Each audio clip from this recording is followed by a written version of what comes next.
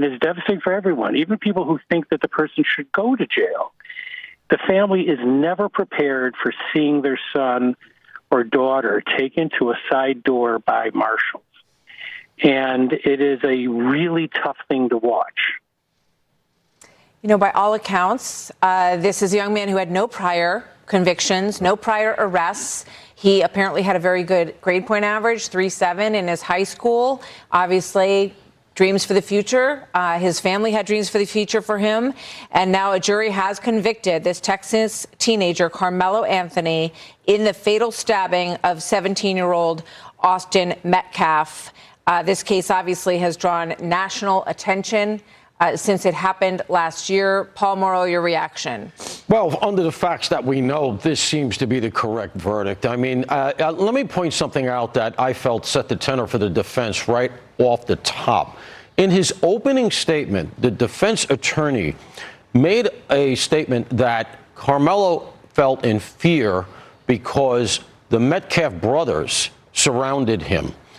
That was in the opening statements almost as a justification for what he did. And those of us who follow this kind of stuff, and let me take my lawyer hat off for a second, right? Because most jurors are not lawyers. Let's just appeal to common sense. The picture in the mind of the jurors that the opening statement from the defense seemed to paint was of Karmelo Anthony sitting there with a bag next to him in which he secreted a knife, which he apparently was ready to use and which he warned he was ready to use, and that he felt justified in using because two brothers who were bigger than him were standing over him. By that metric, I could likely commit a stabbing every time I ride the subway in New York City. And I'm not being frivolous. That's how ludicrous a scenario that is. So I kept waiting for some sort of narrative, something that justified why it was that Karmelo Anthony, A, was there and felt like he had a right to be there while armed, but B, felt like his life was in such danger that stabbing somebody in the chest was going to be justifiable. But that was the only answer. That's it. And it comes down to that. And jurors, whether you're a lawyer or not, see that. And obviously these jurors have come to this conclusion. They do not believe that there was legitimate fear for his life that left him no other option. They found that that was not the case in this. Brooke Rollins is outside. Brooke Taylor, excuse me. Brooke, let's go to you. They might be fighting. Hi, Martha. So we just found out, as you mentioned, that Karmelo Anthony has been found guilty of murdering Austin Metcalf. I'm going to step out of the way so you could see what's going on right now. It looks like we have a fight that's happening. I mean, we've expected this, Martha. The last few days, security here has been on standby, waiting for this verdict in anticipation that supporters might get rowdy. And we're trying to move a little bit closer while staying safe, of course, to see what it looks like is happening. It looks like there is some sort of fight here. I do want to mention we are surrounded by deputies here to make sure that things don't get out of control. The crowd, I want to say it's about 100 people or so with their phones in the air, moving closer to see what this fight is all about. But this case, it has caused high emotion on both sides. It's become a racial case, so that has heightened things as well. And it looks like my photographer is telling me they are arresting someone right now. See if we can get a little bit closer. Like I mentioned, I'm not surprised that they made this arrest quickly because deputies here have been making sure that Sorry, we are moving a little bit closer. I'm not surprised that this arrest happened quickly because deputies have made their presence clear that they are not going to tolerate any form of chaos. And looks like they have taken him out. They have taken somebody in custody. Fight still happening right now. I'm looking at one baby right now with a bottle in his mouth. So there are little kids here and families, and you have all of this going on, Martha. Brooke, give us an indication of what to expect next in terms of whether or not the prosecution will be coming out to talk about the outcome of this case. Do we expect to hear from the Metcalf family members or the Anthony family members? And what about sentencing? Do we know yet what the plan is for that?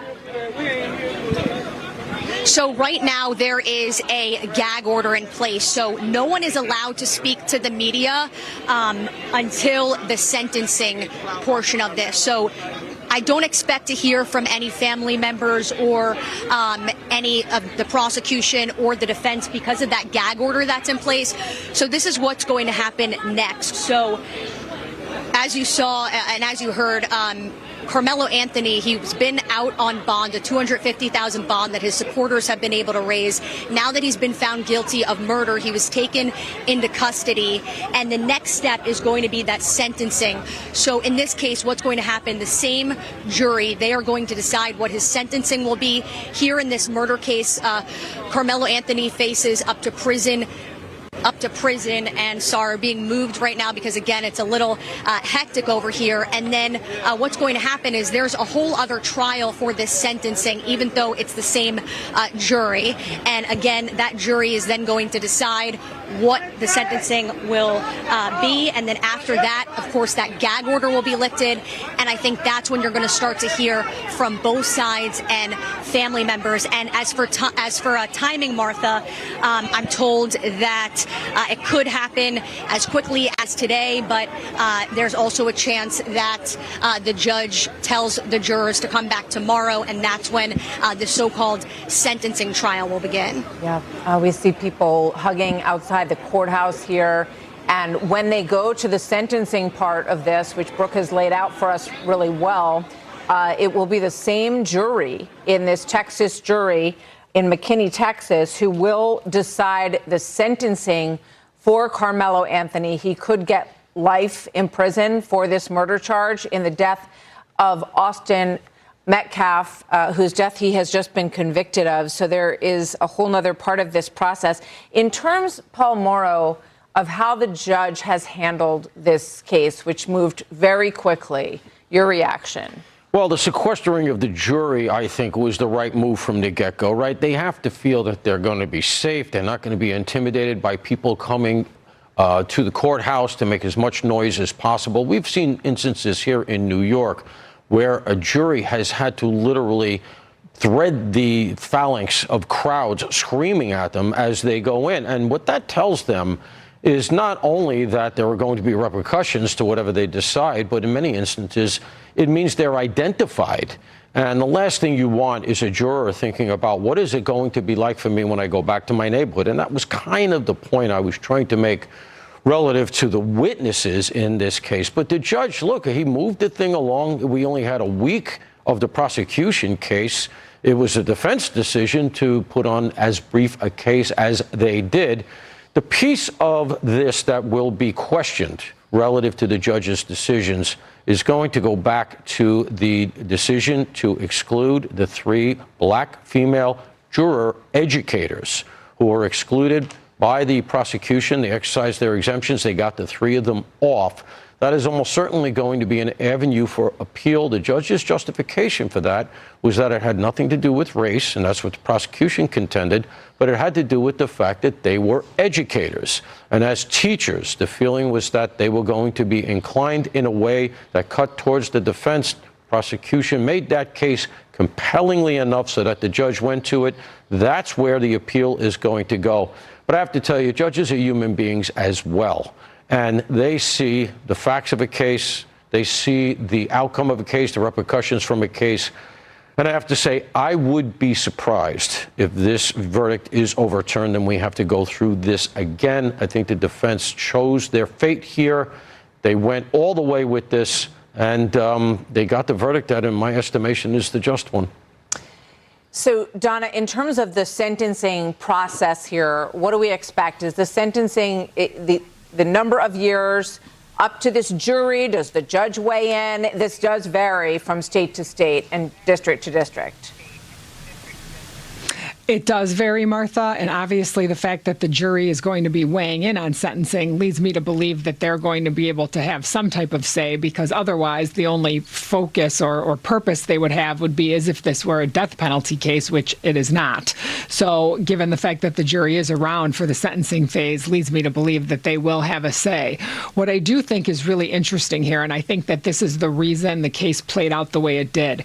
The defense attorney knew that this jury was going to be involved in the sentencing phase. The judge was listening to all the testimony here, and I think this is the reason some of these facts came in. The things that we were talking about earlier, how he reacted after the fact. I think some of that is trying to be mitigating. I don't think that the defense truly believed that there was ever a true self-defense claim here, and that this is what they had to try on behalf of the client. But given the facts and circumstances here, I think putting this forth in the way to show this level of remorse, to show that he was upset and crying after the fact, I think that was part of the sentencing phase of this case. I also think the fact that Karmelo Anthony himself did not testify was very interesting, given the defense in this case, and that's not something that we've talked about today. And I think that that's a very, very significant portion of the jury making this decision on murder. I think had he testified, manslaughter may have played into it a little bit more, because he would have been able to say, I felt in fear. I felt like they were coming at me. It was a split decision. And looking back at the video, I don't see what maybe I thought was happening at the time.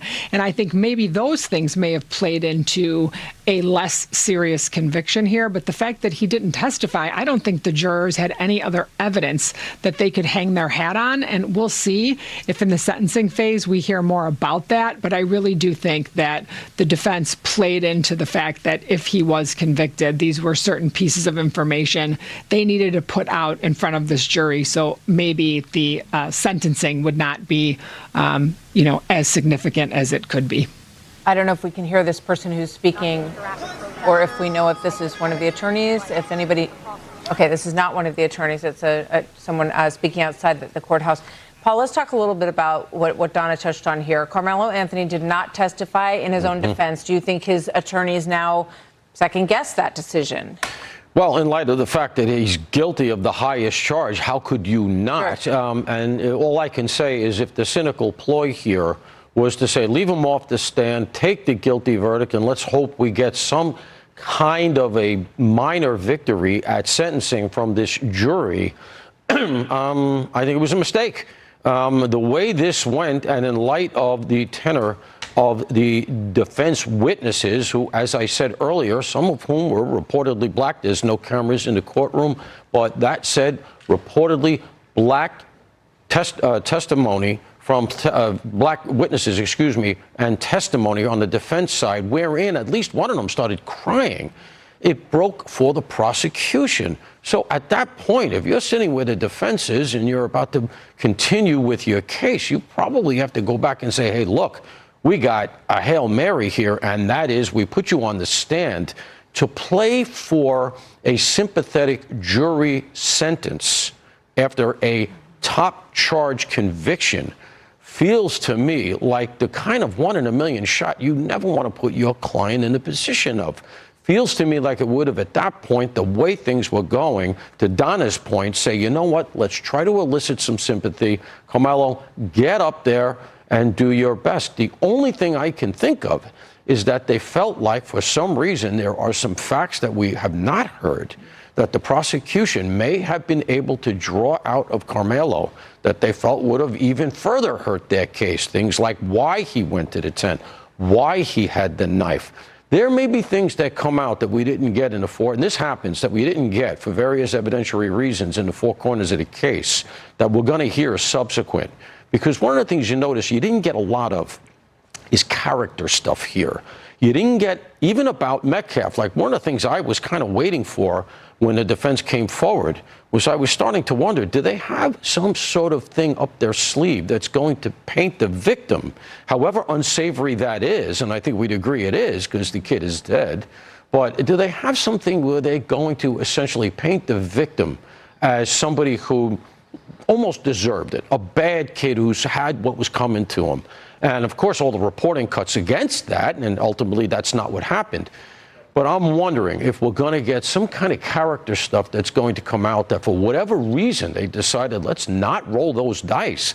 Because the way this thing went, and you can't argue with the way it concluded, if you're sitting where the defense is, I think I might have taken the shot. Karmelo, get up there. Do your best to be sympathetic. Maybe we get the manslaughter, and as a relatively young man, you'll see the light of day again. Very interesting. Paul Morrow, thank you very much. So, Donna Rotuno, we're waiting to hear from these attorneys, and we're also going to hear from General Jack Keane here in a moment on the downing of a U.S. Helicopter. So we want to get to that story as well. But is there a framework for sentencing here that is applicable based on this, the environment of this case that speaks to you? Well, I don't think that he's going to get the maximum. I don't. I think that we are going to hear him be more humanized in front of this jury now for sentencing. I do think that given the fact that manslaughter was on the table and the jury rejected that, I don't think you'll see less than 20 years.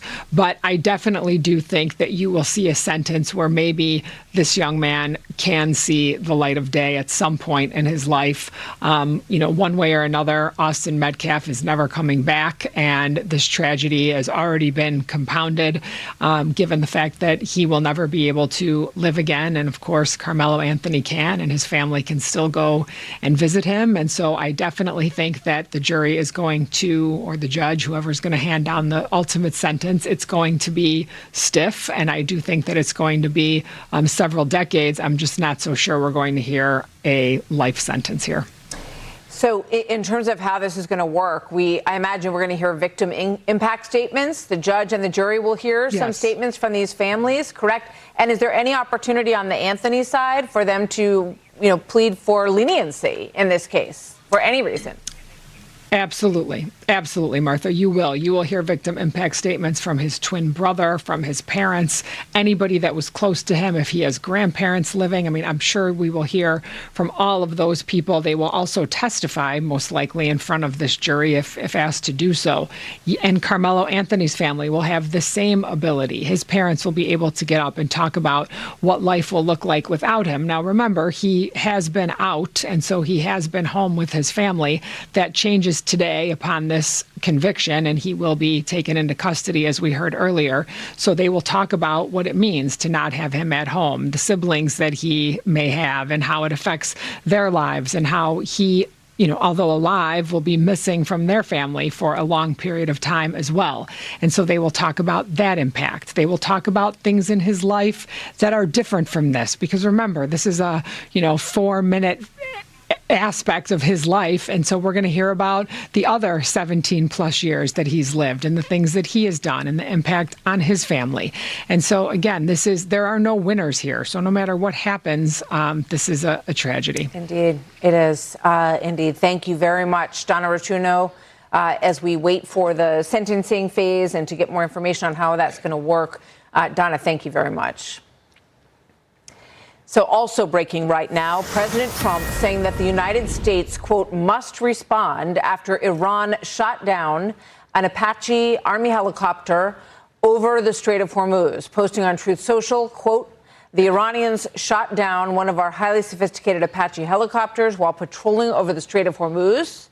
There were 2 pilots involved. Both are safe and uninjured. Nevertheless, the United States must, of necessity, respond to this attack. Officials say that the unmanned drone boat recovered this crew in an operation that was directed by the Navy's AI and Autonomous Warfare Task Force, marking what they describe as a first of its kind.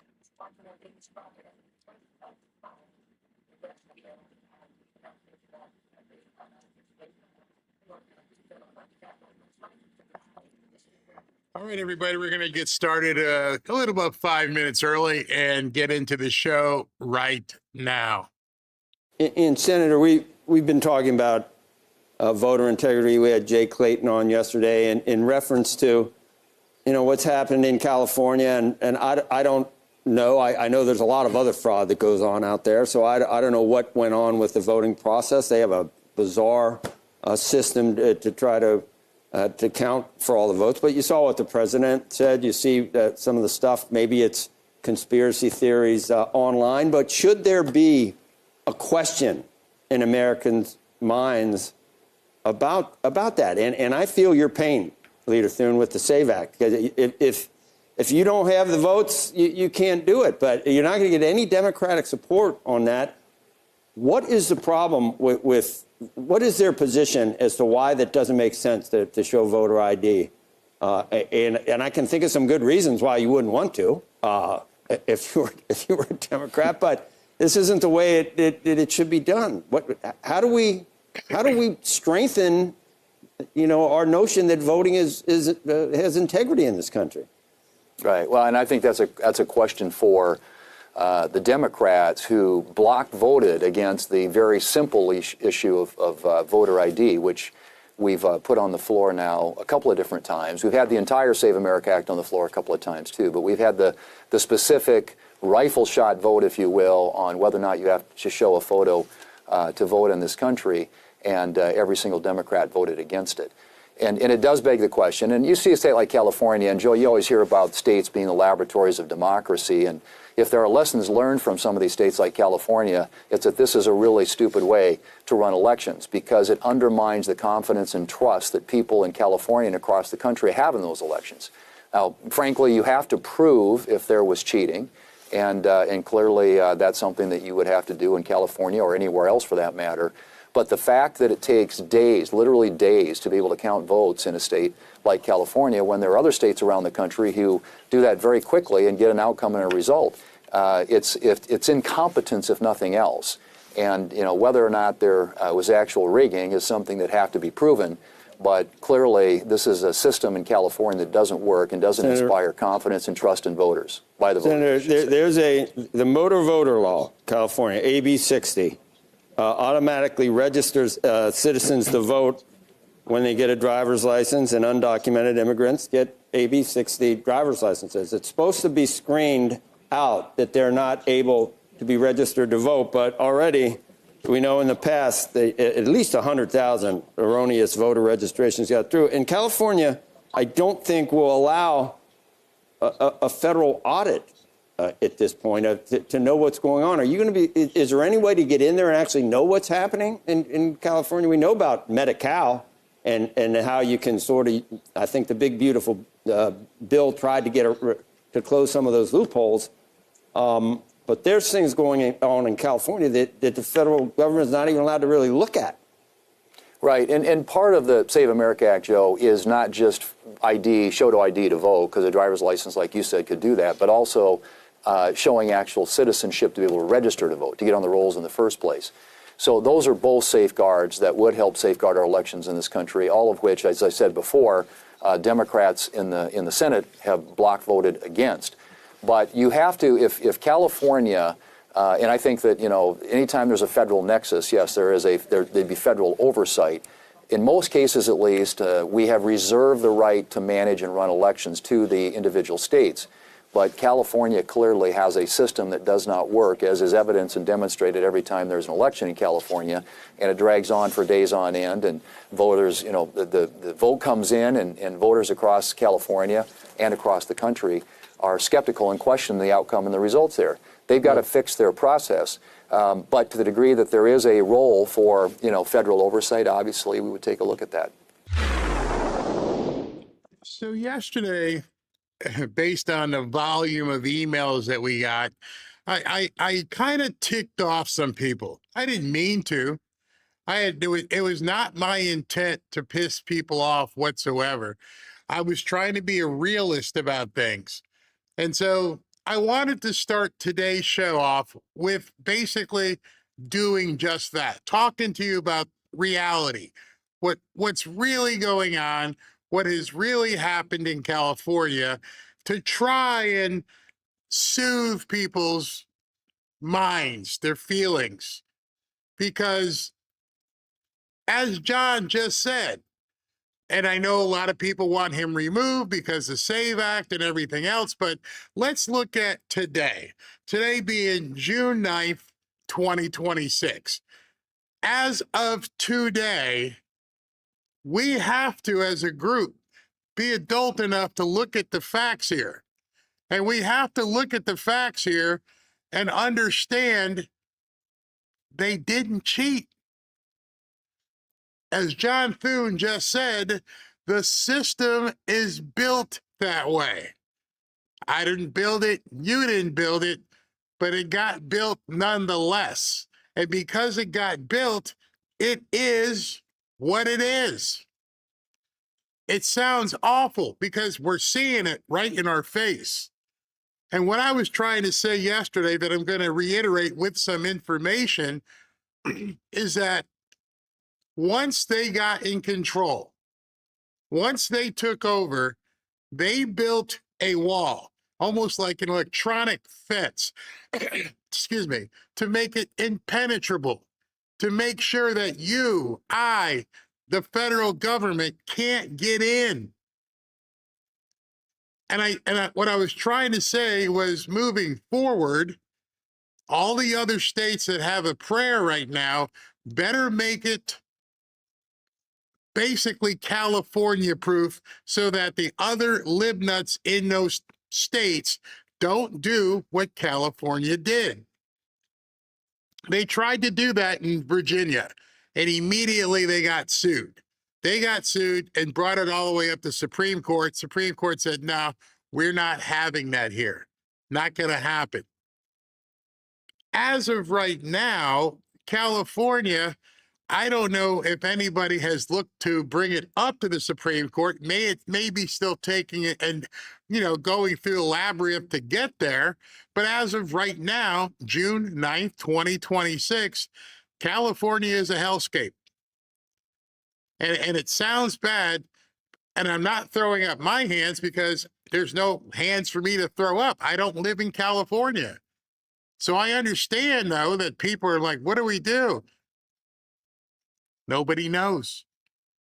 That's the part that's most frustrating. Even President Trump, as you saw during the interview with NBC, they're cheating. And what did the Democrats come back with? A smug response? You got any evidence? And so over the last couple days since that came out on Sunday, here it is just Tuesday, I have seen that refrain everywhere. You got any evidence? So they've jumped it.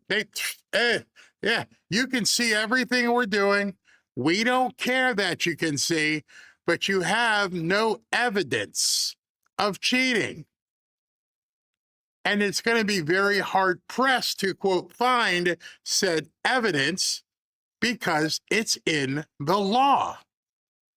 And I know you, like me, put it this way. If you did the research I did today, I'm like, this can't be real. This cannot flipping be real. There's no way a state in the United States got together, passed these laws, and were able to institute them and then execute according to the law. And most of us in other states sit back and go, how in the hell did you let that happen? Not pointing fingers at any individuals, just wondering, how in the hell did this happen? And so now California is in a position where you're not going to find any evidence of cheating because everything they did was legal. Let me put it to you this way. If tomorrow in the state of Florida, they said you could legally break into your neighbor's house and you can go through their food and you can take what they have, and it's completely legal if they're a neighbor. And if, everybody voted it in and said, yep, that's the law, then you'd have people climbing in people's windows because they're doing it. Are they stealing? Nope. It's legal. That sounds absolutely ludicrous, doesn't it? It sounds absolutely insane, doesn't it? I will agree with you 100%. But that's what we're looking at in California, and that's what John Thune just said. And President Trump being pissed off, they're stealing it. Yeah, technically we can use the word stealing it, but maybe his frustration the same way is like, how are you people letting this happen? And he sent out the U.S. attorneys, and they're looking at it. But here's where it starts. The investigation starts by looking at the law. I can't find you guilty of murder unless I can find that you murdered somebody, because murder is against the law. So, ergo, when I go to California, even though I'm like, this is batshit crazy, excuse my language, what these people are getting away with, I have to start by looking at the law. What does the law say? Seriously? Oh my gosh. They passed this? Hey, boss. Yeah, I know it's crazy and it's insane, and nobody's going to believe it, but this is their actual law. Well, do something about it. What do you want me to do? What do you want me to do? The people in California, I don't know, maybe it's time to stop turning the other cheek, as I said earlier in a post. Maybe the only way things change is for people in California to take to the streets. I don't see any way anything's changing without people actually going in that route, because they did it. And the only thing I was trying to do is tell people in other states, make sure you see what California did, and make sure your state, it can't happen to. And in the interim, pray for the people in California. You got people pissed off. And I'm like, I'm just telling you the law. Every single one of us has the same opinion, just like something else we all have. But our opinion doesn't, no pun intended, trump the law in California. Put it this way in a very simple terms. California screwed America. California absolutely decided, here's what we're going to do. They got enough people to vote for it. Maybe that vote was fraudulent. Maybe when they initially tried to get it done, they cheated. But now that they've cheated and it's in office, I mean, in effect, it's going to be very hard. Understand what happened. You want to get pissed? Don't get pissed at me for bringing this up to you. Get pissed for this reason alone. The Democrats beat the hell out of the Republicans. You see, there's guys like Norm Eisen. If you don't know the name, go look it up. There's guys like Mark Elias. If you don't know the name, go look it up. There are people, lawyers, really smart lawyers, who do nothing but try to find a loophole and exploit the hell out of that loophole for their benefit. Let me remind you of one. Look, back, I don't know, 2020, there was a guy running for president. He used to wear red hats all the time, and he was a shoo-in. And they cheated, but they knew, because they're so smart, hey, it's going to take this long, and the Constitution says you have to do this by a certain date. They're never going to be able to do it. And all we've got to do is get a few judges to say there's no standing, and they're screwed. All right, so now we got to get this vice president to go ahead and overturn, and we got to make sure he doesn't overturn it. They're screwed. There is no mechanism in the Constitution to overturn cheating. You see, when those magnificent men put this in place, this document called the Constitution, and when they did the Declaration of Independence, which is separate, a lot of people think it's the same document. There's nothing in there that says, hey, by the way, if your opponent cheats, this is what you do. Because when they wrote it, they were talking about upstanding people. They weren't talking about the Democrats of today.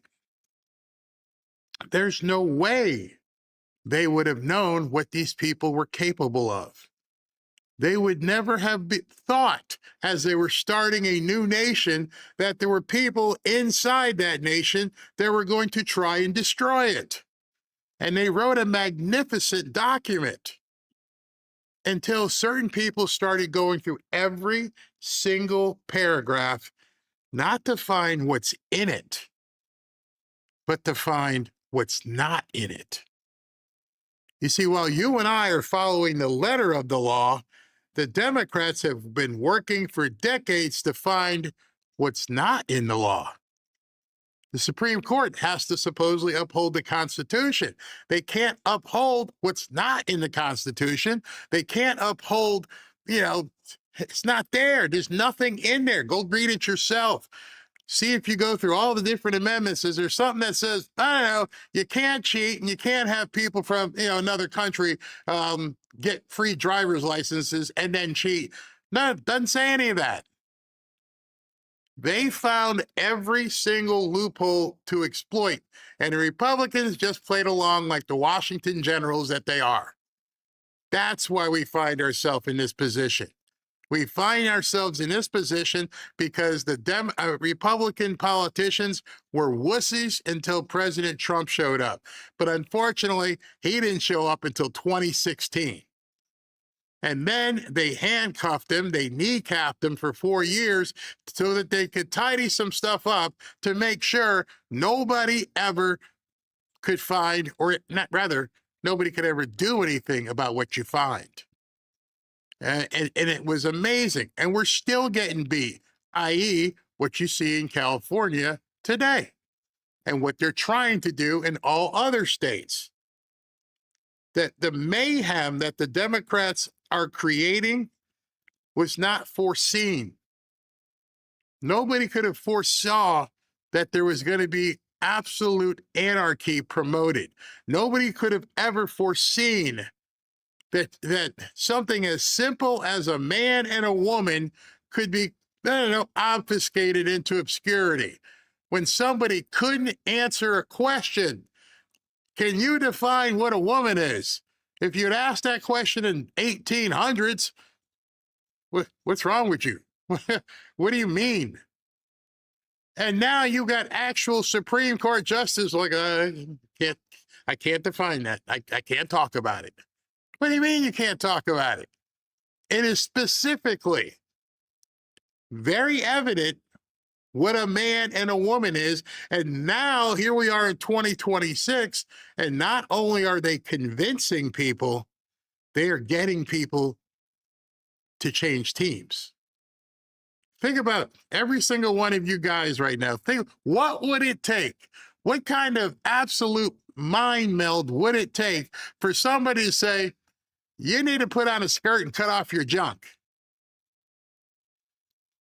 Let that sink in. And then you realize California is easy. If I can get you to believe that all of a sudden you can wear a sundress as soon as you just chop that thing off, if I can get you to believe that all of a sudden that you're going to have some sort of menstruation, if I can get you to believe that, you have a period, I can get you to believe what's going on in California. It's the rest of us looking from the outside in going, these people are nuts. These people are crazy. Yeah, but guess what? We got laws. We were able to get laws that say we have rights as transformers, which would have been nothing. No, Thomas Jefferson would have never wrote that law. You're going to what? So when you got upset yesterday, maybe I was a little flippant, and matter of fact, it's because I did some research. So I'm going to share some of that research with you right now because it was pretty interesting. I found something, the guy, not Glenn, but the guy who does, he's sort of like SV on the Glenn show. He brought some information, a whole bunch of stuff I want to share with you. There's one thing that is just extraordinary to anyone watching, which is this mail-in ballot 7 days after the election. The argument is, well, we want maximum participation. So if someone wants to vote on election day, we're going to treat sending in a mail ballot the same as if you were voting. That's why we're going to give 7 days for the ballot to arrive. But there's a line in the law that says that actually the proof that you mailed your ballot on or just before election day, even if it arrives after election day, it's not just the postmark. You can write it. You can handwrite the date. Wow. Okay, so SV just sent me a picture of a troll. And a troll, here, I'm going to read what he said. He said, Barry, you're an actual idiot. It's the votes themselves that are fraudulent. Jesus, how stupid can you be? Not as stupid as you. See, that's the problem. Your emotions take the better of you. If you listen to what Steve just said, in California, as of right now, there is no such thing as a fraudulent vote. Hey, you got to have them in by the postmark day. But if you don't, we can handwrite them in. Hey, it was supposed to be here on June 1st. We're going to put it was here on May 31st. I just made an illegitimate vote real. I don't need a postmark. That's what this guy's not understanding. You can call me the names, but the names you need to be calling are the people who put these laws in place. Barry, the votes themselves are fraudulent. No shit, Sherlock. Except California legitimized them. Steve just said it can be, they don't care who it's coming from. They don't care anything. They don't care if you have an ID. Yes, the votes could be considered fraudulent. However, California doesn't care, and they put it into law. That's what people aren't getting. Thank you for your comment before you got zapped by SV. He just told you, this guy's running for governor. You're like, hey, man, they can take it, and they can do hand change. Yep, okay, here we go. But it's not, it didn't come in. That's all right, we'll just make it valid. You understanding this? They're doing it. And they're hiding. Well, they don't even have to hide. That's our law. Show me the evidence. Oh, this thing didn't come in. Think about it this way. This guy says it's fraud. The vote comes in. I've got the vote right here. It came in today. It was supposed to be here June 1st. Here's what they can do in California. Nope, I'm going to change it to May 31st. Now this thing that's not supposed to be counted, it can be counted. Oh, but the signatures don't match. Hold on. We're going to go see this person. Before we throw this out, we're going to do something called ballot curing. Well, what the hell is ballot curing? Well, Fred Jones at 123 Elm Street, he forgot to check one of the boxes. So shouldn't we just throw it out? Nope. We're going to go see Fred. How do you find Fred? I don't know. I'll be back. Did you find Fred? Yep. It's fine. Was it fraudulent? Absolutely. Does the law say I can just change it? Absolutely. So, Mr. now empty troll, now you're understanding. And that counts. It's not, I was talking about this at the last elections. I had a whistleblower from the Postal Service explaining this. So just to be really clear what that means, you can backdate your ballot.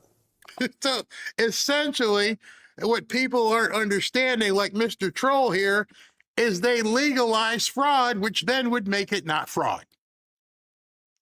And I know your heads are like, wait, what the hell are you talking about? He just told you. They're going to backdate things. So we'll fix that. Got any whiteout? Whiteout, please. Oh, okay. Fixed. County. That's what people get mad at me. I'm an absolute idiot. I know the law. You know how? I went and looked it up. And I listened to him and other people, and I'm like, this is absolutely bat poop crazy. You're getting mad at me for telling you. Is it fraud? No. It's because it's not against the law. It's brilliant. I will salute them for getting this passed. I will loathe them for screwing America. I hate the fact of what they've done. They are absolute scumbags. That's not the point. The point is they did it. And so now they can comfortably say, you got any evidence of fraud? Because when you show the evidence of fraud, they're like, no, that's legal. So imagine how hard it's going to be to basically prove fraud when they've already legalized fraud. By hand. Counted. By hand. And it will be counted. That's how outrageous. Insane this system is. I didn't even know that. That is outrageous. Oh, my God. You talk about, listen, congratulations on your ground game. What you have managed to do in California is astounding, really. This is all right, so we're going to get to this part. So I hope I, excuse me, underscored and explained, which is, this guy, if he had an open mind, would realize it's not me. I know there's fraudulent votes in the way you and I would describe fraud, in the way that most people would describe fraud. We would like, that's crazy. Can't do that. Except for the fact that California made it legal. Now listen to this. It's going to blow you away. Perfectly legal in blue states because of blue state laws. And I think that's where we're missing a lot of I think the language. And the thing that we really need to be focusing on here is the laws that are disenfranchising millions of voters in many of these states where they have just atrocious election laws. I want to show this right quick. This is the LA County mayor. This is a graph that's showing the vote turnout. As you get over on the left here, it shows exactly what drove everyone really excited. If you're a Spencer Pratt fan or any fan that does not want to see LA crumble into dust, it showed Karen Bass in the lead as per expected. Then it showed Spencer Pratt and then Rahman at the very bottom. Now, as per what I was just reading you about how these laws work, you can see at some point after they decided which votes allegedly that they needed, you can see at a certain point, all of a sudden Rahman's votes just completely. Okay. All right. So I want to break down what he just said. You do your regular voting on the day of voting and everything else. And Spencer's up by 1,000. All you've done, all that has occurred on election night is that you've now told us how many we need to go fake. That's all you've done. That's what election night right now in California is. Tell us how many we need to fake. Whoa, okay, so we're down by 5,000. No problem. We got 30 days. We'll go make them up. And it's not until you see it on a chart and go, wait a second, how the hell is this even mathematically possible? It's legal. And now, even like the guy on Glenn, people are starting to realize it now. They're allowed to cheat. They wrote a law, they got it passed, they're allowed to cheat, and then they wrote a law that said you can't check. You can't use the federal government. We don't have to give you any information. I'm like, wait a second. So you can go steal off everything you want, but you can't even look to see, you can't do the investigation to see that we stole it. That's what they passed. They built a frickin' wall. It's incredible. It's ingenious. It's nefarious. It's like watching the guy from the Minions, Groot or Dr. Evil. Hey, 1 million. They did it. Now listen to this. Start escalating like crazy while Karen Bass's just flatline. They absolutely flatline. So you're telling me that in a deep blue city, there's not at least some of those mail-in voters that start voting for Karen Bass? Okay, so what he's saying, because you have to really get into the weeds here. Karen Bass was the front runner. She was number one, and she was winning. The other chick, she already gave her consolation speech. She cried. I tried my best. She lost. Spencer Pratt was hugging the line, and he was going to be facing Karen Bass. Her arc was like this. Then all of a sudden, when they realized, wait a minute, Spencer Pratt is in second. What do we need to do? Okay, stop. I don't need any more votes for Karen. She's safe. Get me the votes for the other chick. So at that point, Karen went all of a sudden flatline. Her votes are going up, up, up, up, up, flatline. We don't need any more for her. Now the chick at the bottom who was losing all of a sudden went straight up. And you're looking at this graph and going, this can't be real. It's not. It's Memorex. It's completely fake, but it's legal. There were minuscule amounts, but the vast majority started going towards Rahman, and negative. It looked like negative votes for Spencer Pratt. That does not make sense, but it also, the theory holds for ballot initiatives. I want to show this next graph. This is all right. Now, see this next graph that he's going to show you. Even if you want to believe that, what's her name, Rahman, even if you want to believe she came on and at the end, she just had this amazing ballot drop. That was fantastic. You won't believe how many votes she got. Even if you believe that, This graph, which nobody else I saw put this up. When you see this, you will realize without any equivocation that these people have been screwing the people of California, and they not stopping. It's just, this is bad. Hilarious. This is County Measure ER for LA County for an increase in sales tax. Now, of course. Okay, so before he gets into it, raise your hand if you or anybody you know, friend, family member, coworker, wants to pay more taxes, especially sales tax. See, income tax, the poor people, all right, we won't raise that. But sales tax, everybody pays. I don't care if you're a millionaire or you're on SNAP. You're going to pay sales tax. Well, SNAP doesn't pay sales tax, but if you're paying for yourself, you got to pay sales tax. Who wants to pay more in sales tax? Nobody. Really? Well, the real people don't want to pay sales tax. But then in California, how much do we need 10,000 votes? Okay, no problem. Tonight, right when the polls open, the vast majority said no. Of course, we don't want an increase in sales tax. That's ludicrous. Then that point where they need to find the votes, all of a sudden it just skyrockets in the mail-in counting. And now, apparently, allegedly, most people in LA County want to pay more in sales tax. See, everybody was focused on this one, and they didn't focus on this one. No, let's vote and have a referendum on sales tax. No, we don't want to. We don't want to pay any more in sales tax. Okay, but you're gonna have to when we get done with you. No. Oh, yes. All of a sudden, 4 or 5 days later, what do you know? All the mail-in ballots came in, and everybody wants more sales tax. That is the proof in the pudding right there. Nobody wants to pay more of anything. They're bitching about a couple cents in gas. And you're telling me people raised their hand and said, I want to pay more sales tax? At this point, the Democrats don't have a leg to stand on. Don't talk to me about the price of eggs and gas or anything else or housing, because you just voted for more sales tax. Make any sense?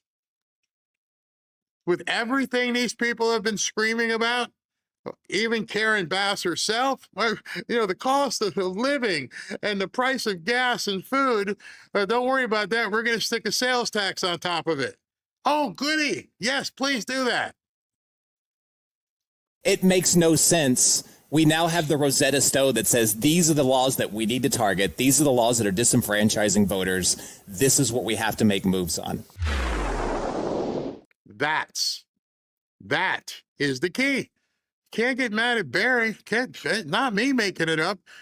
You do have to salute them in that regard. They seriously went Dr. Evil on us. I didn't know this. I don't live in California, so I would have never paid attention to it. We only paid attention to it because Spencer Pratt looked like he was doing something, and all of a sudden, the bottom drops out, and they all get cocky. We won. Wait a second. You did? And yet people getting mad at me yesterday. I'm like, I don't know what to do. I can't help it. All we can do is shine lights on it at this point, because now this is what they're going to do. I just believe that this is a news show on a news channel.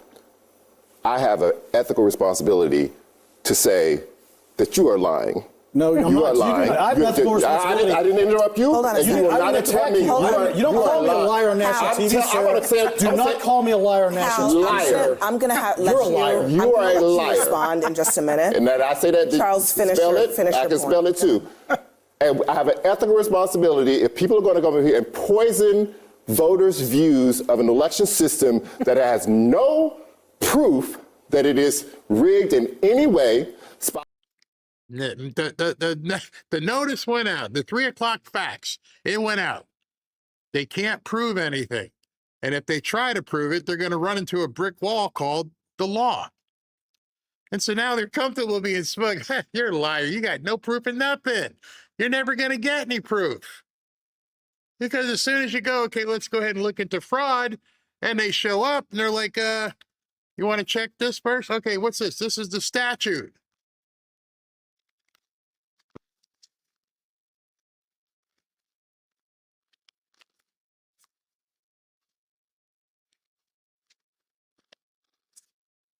And meanwhile, they're across the table from you just with this shitting grin on their faces. So you got no evidence of fraud because there is no fraud because we legalized it. All of it. Spouting the same lie that the president is spouting. We have an ethical responsibility at this table in a news show on a news channel to call that out. And I'm going to do that. Caroline, you can huff and puff. you've done it. You can huff and puff and be mad all you want, and I don't care. Hal, you can respond to that. You keep ignoring what I've said. You're saying... I'm going to keep ignoring it. Because you're lying. Ignorance. Complete ignorance. Calling a professional man on a show, you're a liar, and I'm going to keep ignoring you. Why? Why do you feel comfortable saying that? Because you don't care. You're 10 feet tall and bulletproof at this point. There's nothing you can do. You can't touch me. Go screw yourself. We're winning in California. That's the attitude right now. You got any proof? Got any evidence? No? Oh, okay. Well, then shut up. Take it. Let me let him finish. Let me let him respond. We didn't know there was mass Medicare fraud until the federal government investigated Minnesota, investigated these other states. That's California. not true. Time out. That is not true. That is not. She was in jail. Hold on a already. second. Hold on. Well, hold on, Hal. Let me just ask you to do. Let me ask you to do two things. First of all, let us try to be tethered in facts. Okay. Second of all, let's respond to what he said about your claims on the election. Proof. I don't want to hear about Medicare fraud. I don't want to hear about any kind of other fraud other than your claims of. Okay, so what she just did there was classic deflection, and they went with the line that's most advantageous for them. I don't want to hear about Medicare fraud. Huh? I don't want to hear about none of this other stuff. Prove to me that there's election fraud. They basically said, we don't care that you know we've been stealing money. We'll fix that with some more laws coming up soon. But you can't touch us in the election. And so she steered the entire conversation away from, don't talk about fraud here. Prove to me that you got fraud there. Voter fraud and what proof you have of that. Because California will not allow the federal government to review their voter rolls. A majority of other states in this country, including many Republican-led states, also will not allow the federal government to inspect their voter rolls. Why? Because it is not legal for them to do that. There it is. Don't at me. No, don't have to hit me up with the chat. I'm sorry. It ain't me. The smug ass people on the left know it. Now the thing is, we all know it. Now we all just got woken up. Now we all see, wait a second, this is what they have planned? Yeah. They did it in the fertile liberal grounds of California, and they're going to try it all over the country.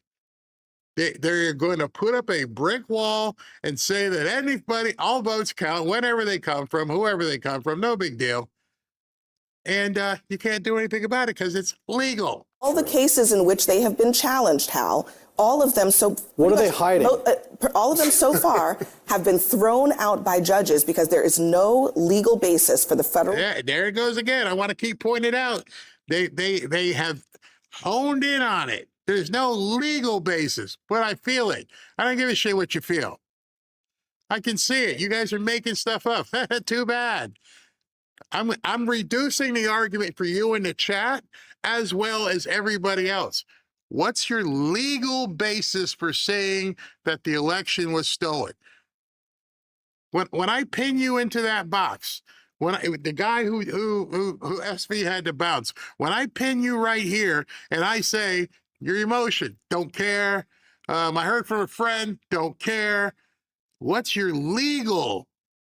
And you see how she defined that? She put him in a box where I can't move. What's your legal defense or response to that? I don't have one. I just know it stinks. It's like the old argument about porn. What's porn? I can't tell you, but when I see it, I'll be able to no. Well, see, in California, you don't get to see it. We're the ones controlling it. We'll tell you what's legal and what's not legal. All of you other people looking from the outside in, too effing bad. It stings, doesn't it? That's what I was trying to say yesterday. I wasn't trying to discount people's feelings. I was trying to bring the reality of the situation where now you know they screwed the country and they're trying to spread it like it's some new kind of COVID. This would be devastating to the country.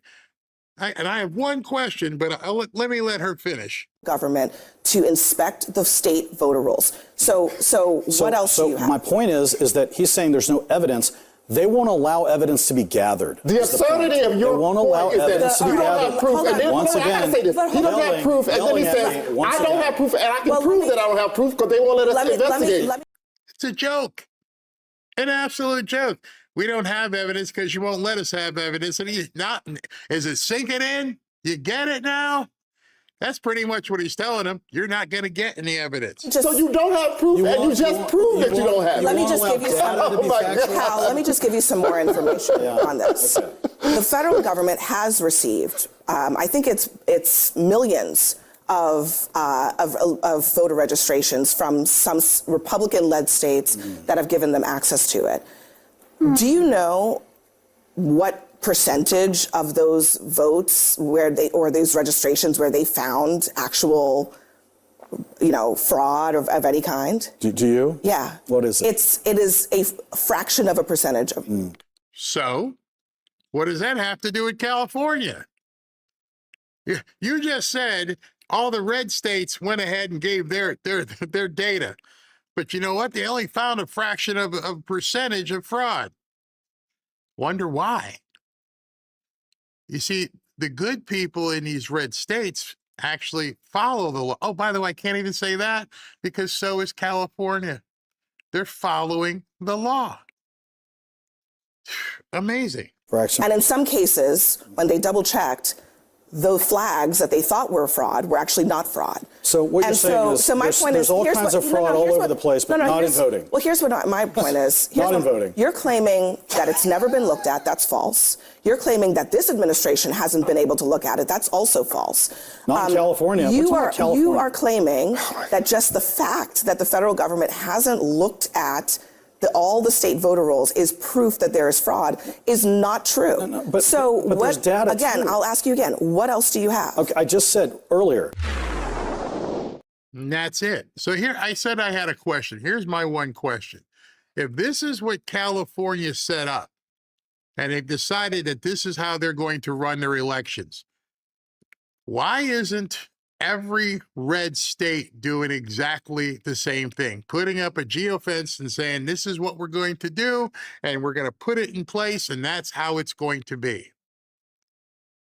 Why? Why did you allow them to do it, and you're not doing it to secure your other states? And there's people, I've seen some of the comments, and people like, well, it'll be okay, because once Steve Hilton wins, he'll be able to... Stop. He's the governor. Unless he's going to overturn the California House and the California Senate, nope, he's not going to be able to get rid of it either. He'll try some things with executive order, and they're sitting and they would be waiting for him to come. And in any event, it's not going to be anytime soon. And if they find out that he is winning, what prevents them from doing it again? Nothing. So I just wanted, I know it's a real hot issue, and I know a bunch of people are all pissed off and like, Barry, you're not getting it. It is the law. Ask any single person when they bring it up about fraud, ask them, what is the law in regards to California voting? What vote is fraud? Some homeless guy signed up, or they signed. Okay, you're going to be able to prove that? How are you going to get into their data? They're not allowing it. It's a bad situation. No way, no, I can't give you any solace or any comfort other than to tell you They did it to us. And what we need to do is figure out a way to make sure it doesn't happen to the rest of the country. I'll be right back.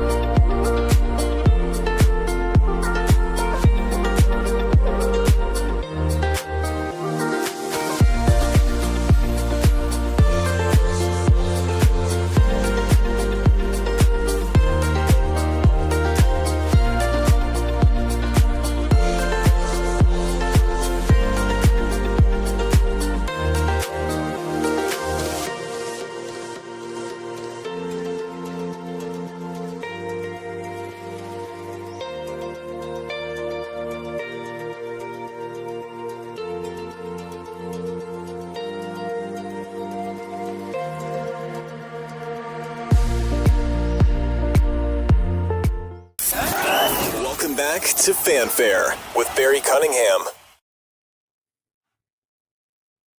What do you got, man? Well, I have a PSA, first of all, pro-parenting tip. So how about raise your children to not take a knife to a high school track meet? We'll start with that. All right. Now, Barry, you know, I've told you something about my life that is very personal. So I have a horse in this race. So you know that, right?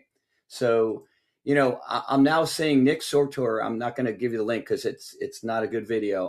But basically, agitators are now showing up outside the courthouse following the guilty verdict. They're calling for blacks to handle white people exactly like Karmelo. Yeah.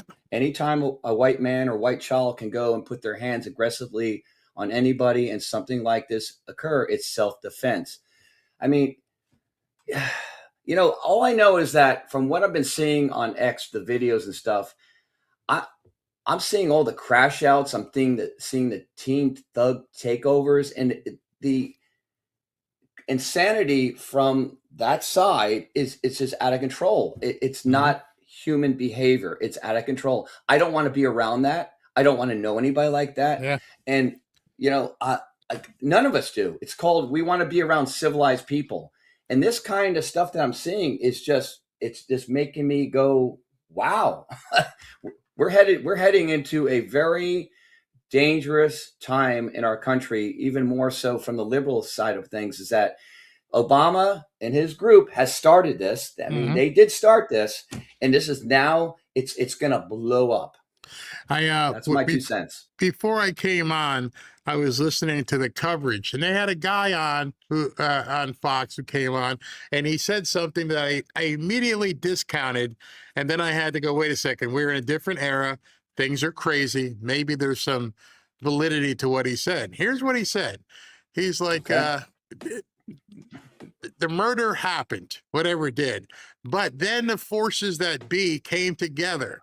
And the forces that came together got this family paid, got them $1 million in their GoFundMe so that the family was paid.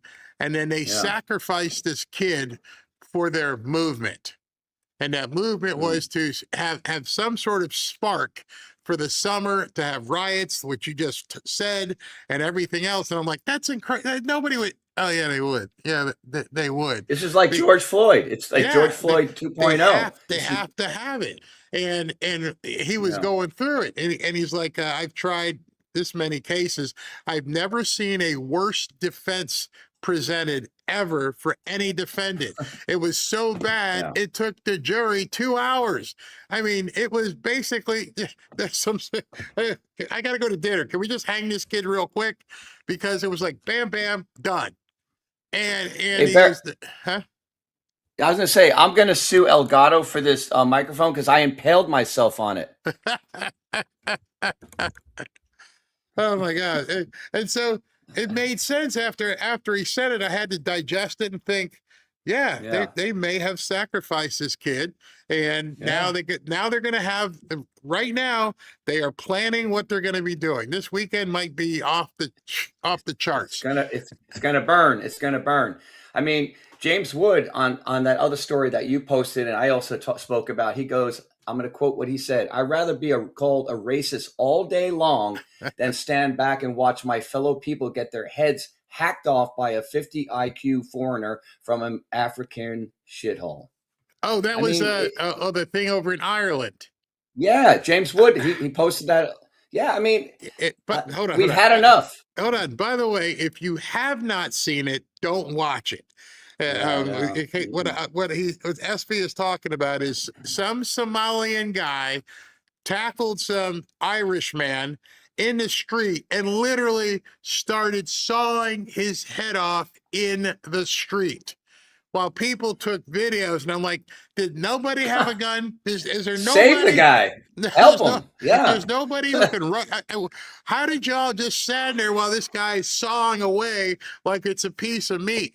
And then I posted the actual sheriff or whatever there. Oh, we're not really sure what the motivation is. Oh my God. Yeah. That's where it's crazy. And that's where I posted. I said, why don't these authorities open up their homes, their food, and their heads to these so-called Somali citizens? You know, Man. like I mean, what is?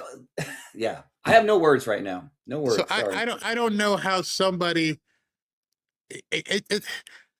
I personally am not a hunter, and I'm not a hunter because I could never field dress an animal or something. I couldn't imagine doing that to a human being alive. Let me just saw off your head, and oh my gosh, that's incredible.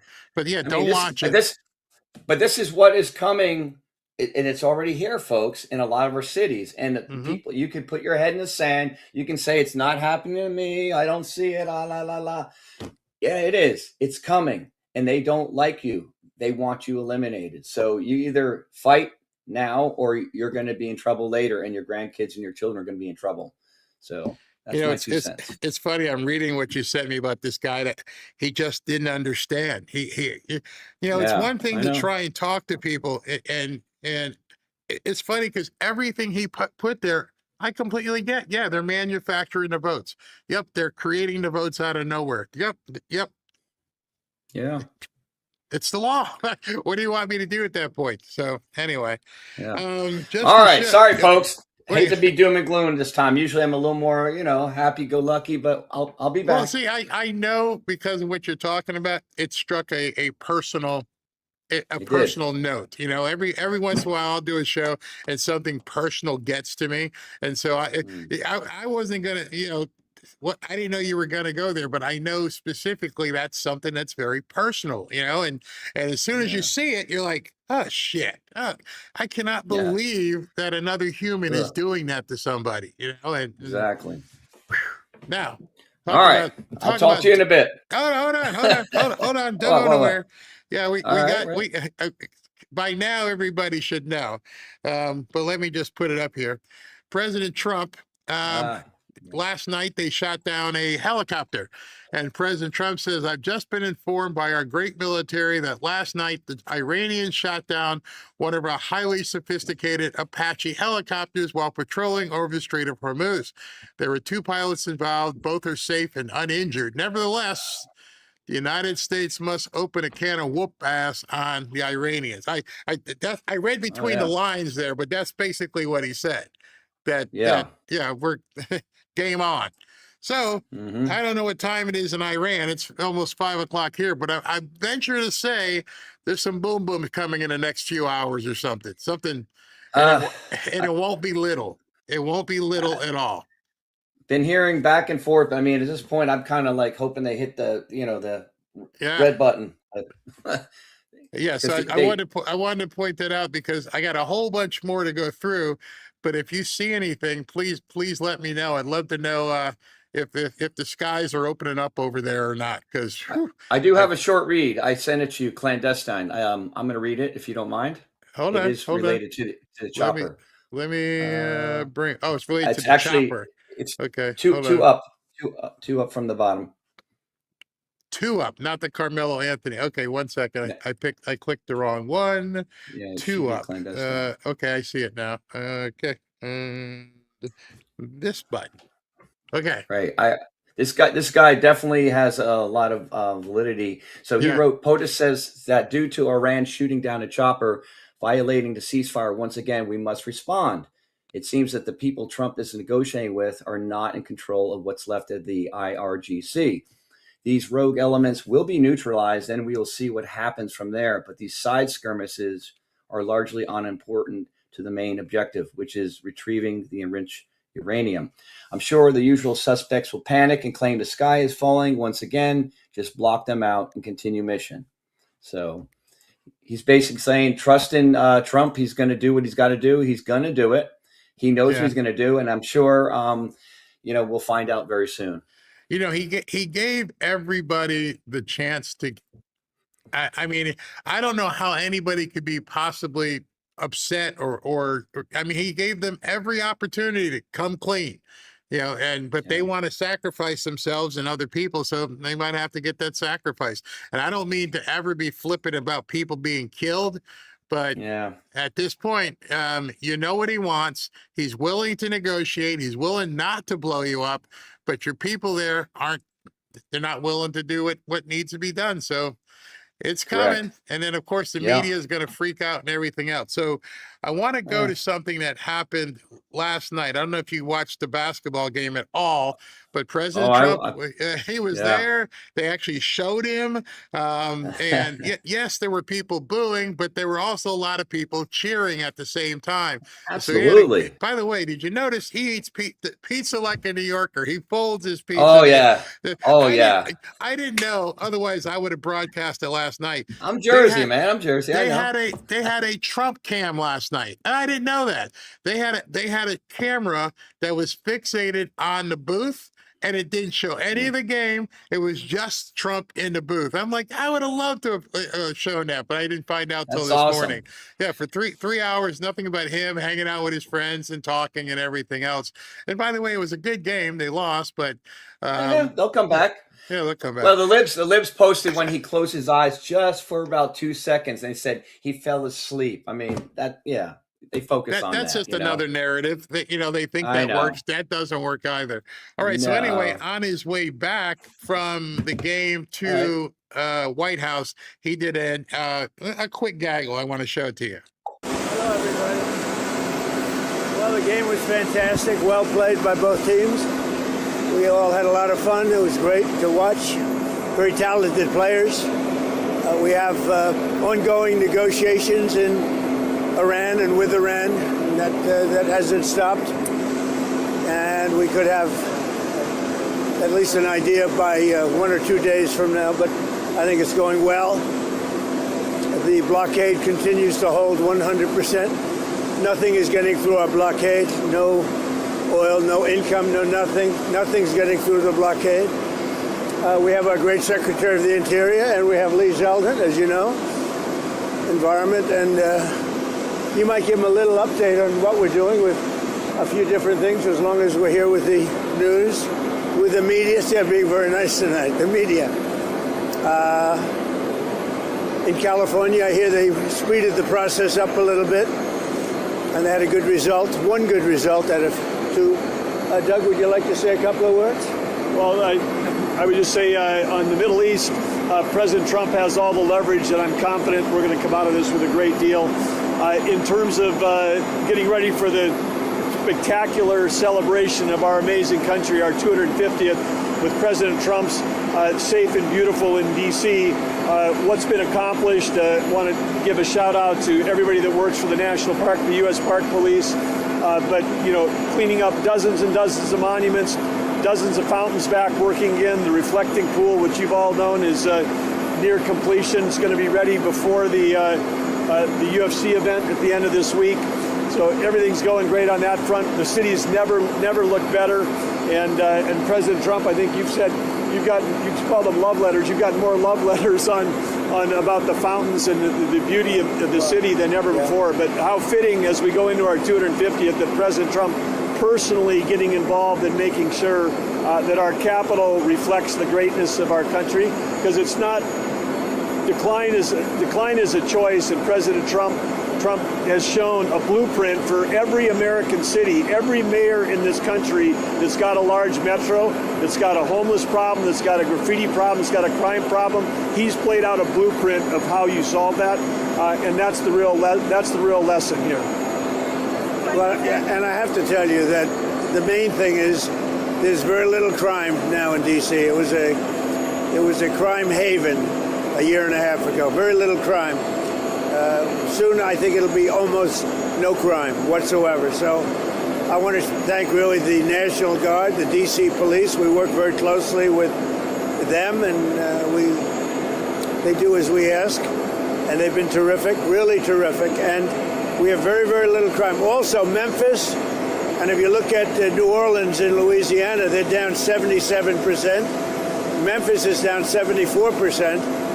And I would say D.C. is down 95%. D.C. has become very safe and very beautiful. The grass is new, much of the grass. You know, grass has a life just like a human being has a life, and it hadn't been changed in 100 years. But you see there's nobody sleeping on the beautiful parks. The wire and fences are all taken down. And D.C. is very safe, and it's also become very beautiful. The reflective lake, as we call it, the beautiful reflective lake. I mean, it's like a mirror, and that's filling up now, still filling up. And and we increased the scope quite a bit. We've taken care of now all of the sidewalk and everything around the lake, because we have to bring it into the same shape. And a lot of it's granite. We sandblasted. It looks beautiful. And we had 22 different fountains, all of which didn't work for 40 or 50 years. They were loaded up with graffiti, and because of the Department of Interior working with me and some other people that are into it, we want to beautify. We have one of the most beautiful capitals in the world, and doing a really good job. So of the 22, not one of them worked for 40 or 50 years. Now every one of the 22 worked, and I think we have a couple of more to go, don't we? We're doing ribbon cuttings almost every other day, and fabulous to see all these coming back online. But what's most exciting is to see how much the people that live in Washington, D.C. and visit Washington, D.C. love coming to a safe and beautiful city. And I think it really reflects what we're celebrating here at our 250 is not just gratitude for the past and respect for all that's gone before us, but it's inspiration for the future. People come and see what America can be. You know, it's a little bit just sitting here and talking, or standing here and talking to you. And we have a lot of respect for a lot of the people before me. I know some of you very well. But take a look at that plane. See that plane? That's in perfect mint condition. Take a look at that. Look at that. Isn't that amazing? And everything should look that way. We work with the military. We do a real job. But you look at the polish. Look at the way everything is beautiful. And that's the way we want D.C.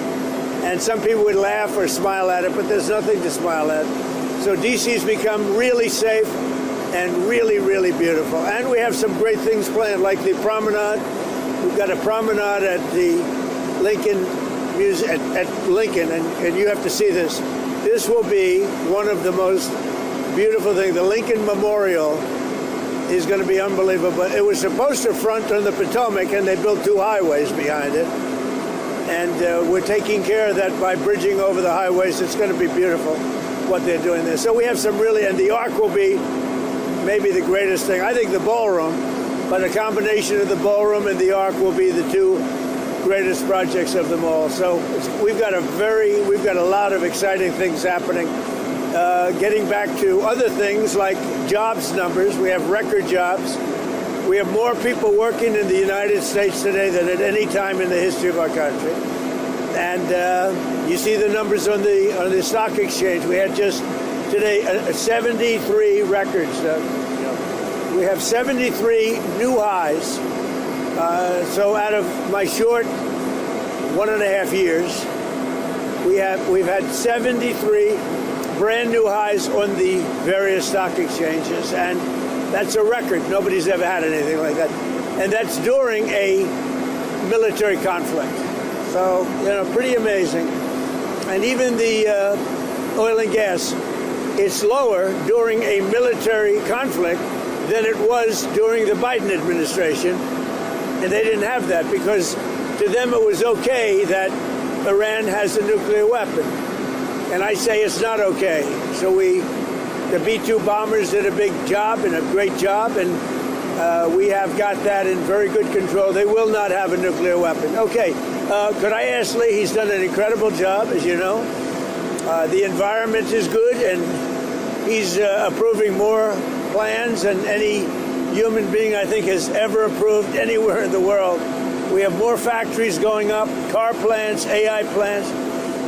We have about $18 trillion being invested in the United States, which is a record by far. There's never been anything like it. Many, many times more than the last administration. I won't get into the numbers. The numbers are astronomical. But in the history of the world, there has never been a country that's had $18 trillion invested in it, and that's in 11 months. The last administration had much less than $1 trillion over a period of 4 years. We have $18 trillion in 11 months. We haven't gotten the final numbers on the 12th month, which will be very good. Lee, do you want to say something? Sure. Well, the Spurs, they have some good players. Wembanyama, Castle did well tonight. But I'm still going with the Knicks. I think that they're going to pull it off. And Mr. President, it was awesome to be able to spend the night with you. The energy was amazing. Jim Dolan was a great host. But this Knicks team, OG Anunoby was fantastic.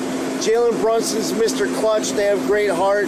So I'm feeling good about how that series is going. How many games? I'm going Knicks in 5. I feel like it's a resilient, strong team. He knew every player. They're going to come out for Game 4, and they are going to deliver. The 5th game in San Antonio? Oh, I don't know. We're busy with a lot of important stuff right now at EPA. Like a war.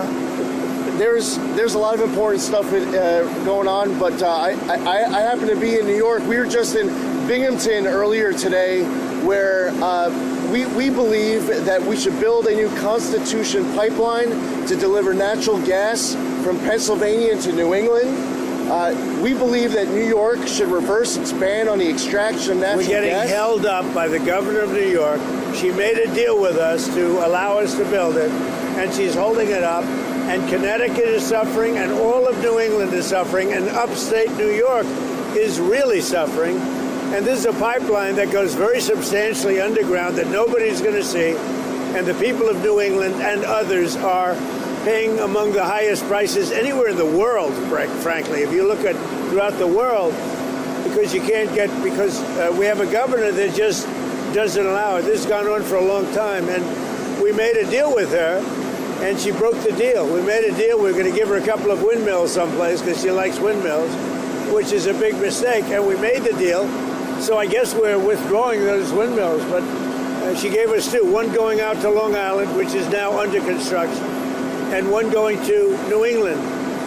And the big one going to New England, the people in New England are paying a fortune for energy because of the fact that New York, for decades, has stopped the pipeline. So we made a deal with the governor, and she broke the deal. Speaking of New York, did you see Mayor Mamdani at the game? I did not, no. What did you think of the reception you got from the Knicks fans tonight? I thought great. I mean, I thought it was amazing, actually. You mean when they had the camera on me? I thought it was very good, yeah. It was certainly amazing. It was. I think, mostly cheers. It was loud, and it was very enthusiastic. Mr. President, ESPN commentator Stephen A. Smith, who was talking about running for president, said he would blame you if the Knicks lost the game. How do you respond to that? I think he's a nice guy, but you need a certain aptitude to run for president. You need a high IQ. I'm not sure that Stephen has that. I don't think he does, actually. Mr. President, what did you say to Prime Minister Netanyahu when you spoke to him? We had a very good conversation, and he was hit, and he hit back, and I can't blame him for that, but he was hit, he hit back, and now they've called it quits, so they're going to just leave each other alone for another week or something. It's been going on for a long time. You could say about 3,000 years if you really want, but certainly it's been going on for 47 years. But no, he hit back, They were going back and forth, and now they both agreed through me to stop. And we're in the final throes of what will be a very, very good deal that will not allow in any way, shape, or form nuclear weapons, etc. And the strait will open up right away. It'll open up immediately upon signing, which could be in 2 or 3 days. Did you ask them not to hit back? No, I said do what's right, but I want you to stop as quickly as you can, because they have to stop. It's had to do with Lebanon, and it has to stop. We want to get it finished. There's a report that an Army helicopter went down in the strait. Can you give us an update on that? Are the soldiers okay? The pilots are fine, yeah. And was nobody that injured. What brought it down? We are going to issue a report tomorrow, but the pilots are fine, yeah. Sir, did you say 2 or 3 days or 2 or 3 weeks? 2 or 3 days. You'll be signing a peace agreement? No, we have a good chance of doing it. We should be able to do it in 1 hour, if you want to know the truth. What's the biggest sticking point right now? I don't think there are any sticking points. I think we're very close to having a very, very good, strong, powerful deal. If we go and bomb, which we can do very easily if we want, and we spend another 2 or 3 weeks bombing, they'll have nothing left whatsoever, but you won't have the strait open for months. If we do the bombing, a lot of people are going to be killed. Who wants to do that? I don't. And we'll have a signed document that's actually stronger than doing the bombing. What has proven to be a very powerful thing is the blockade. The blockades turned out to be much stronger than bombing. And it was really a combination. It was our initial thrust and then the blockade. But, their economy is really suffering, and they're going to make a deal. Tonight, Jim Dolan talked about the constituent Jim Dolan talked about the Penn Station project at all. They are talking about it. We're trying to get the Penn Station project approved. And I know Lee's involved and Doug is involved. A lot of people are involved. It's a very big project. It's the rail station in New York. When you were sitting with Mr. Dolan tonight, did you and him talk about it at all? Or? We did. We talked about it. He's a friend of mine for a long time, and he's a great guy. He's done a fantastic job. Secretary Duffy was also at the game tonight. What did you and Commissioner Silver Just talk about? He came over to pay his respects. As president, he came over. We talked a little bit about the NBA and about the game, and the game's changed. I said it's gotten rougher, which is a good thing, not a bad thing. It's gotten rougher. When you look at the way they guard people now, I don't remember them doing that 10 years ago. And he knows a lot about basketball, but it's good. It's good for the game. Do you think the NBA has it's a turned tougher away game. from the left-wing stuff that they were getting criticized for? Well, it's a little left-wing. Yeah, I think so. It tends to be a little bit left-wing, but it's great entertainment. Great. Is there an oil or gasoline price, sir, in this conflict that would prompt you to release more from the Strategic Petroleum Reserve? Well, we are, and we are releasing more from a lot of oil's coming out of the Hormuz Strait. A lot of it is coming out. And if you notice, the price is not very high, relatively speaking. I mean, it's lower than during the Biden administration. And he wasn't stopping a country from having a nuclear weapon. He didn't even know what we're talking about, because they had a very failed, the JCPOA was an absolutely failed agreement. There was a road to a nuclear weapon. See, we're the exact opposite. We are a road to absolutely no nuclear weapon. They were a road to a nuclear weapon. So we have that, we're very far advanced. Sir, a federal judge today struck down the $100,000 fee for the H-1B visas, saying you need congressional approval. Are you going to push for Congress to do this? These federal judges are really giving us a hard time. It's really crazy what's going on with the court system. They are giving us a very, very hard time, and they shouldn't be doing it. They're hurting our country very badly. Thank you very much, everybody. Thank you. I kind of like how he didn't really answer that last question about the judges being a pain in the butt and what he was going to do about them. Crazy. I see a lot of people still emotional about this California thing. I understand Maximus,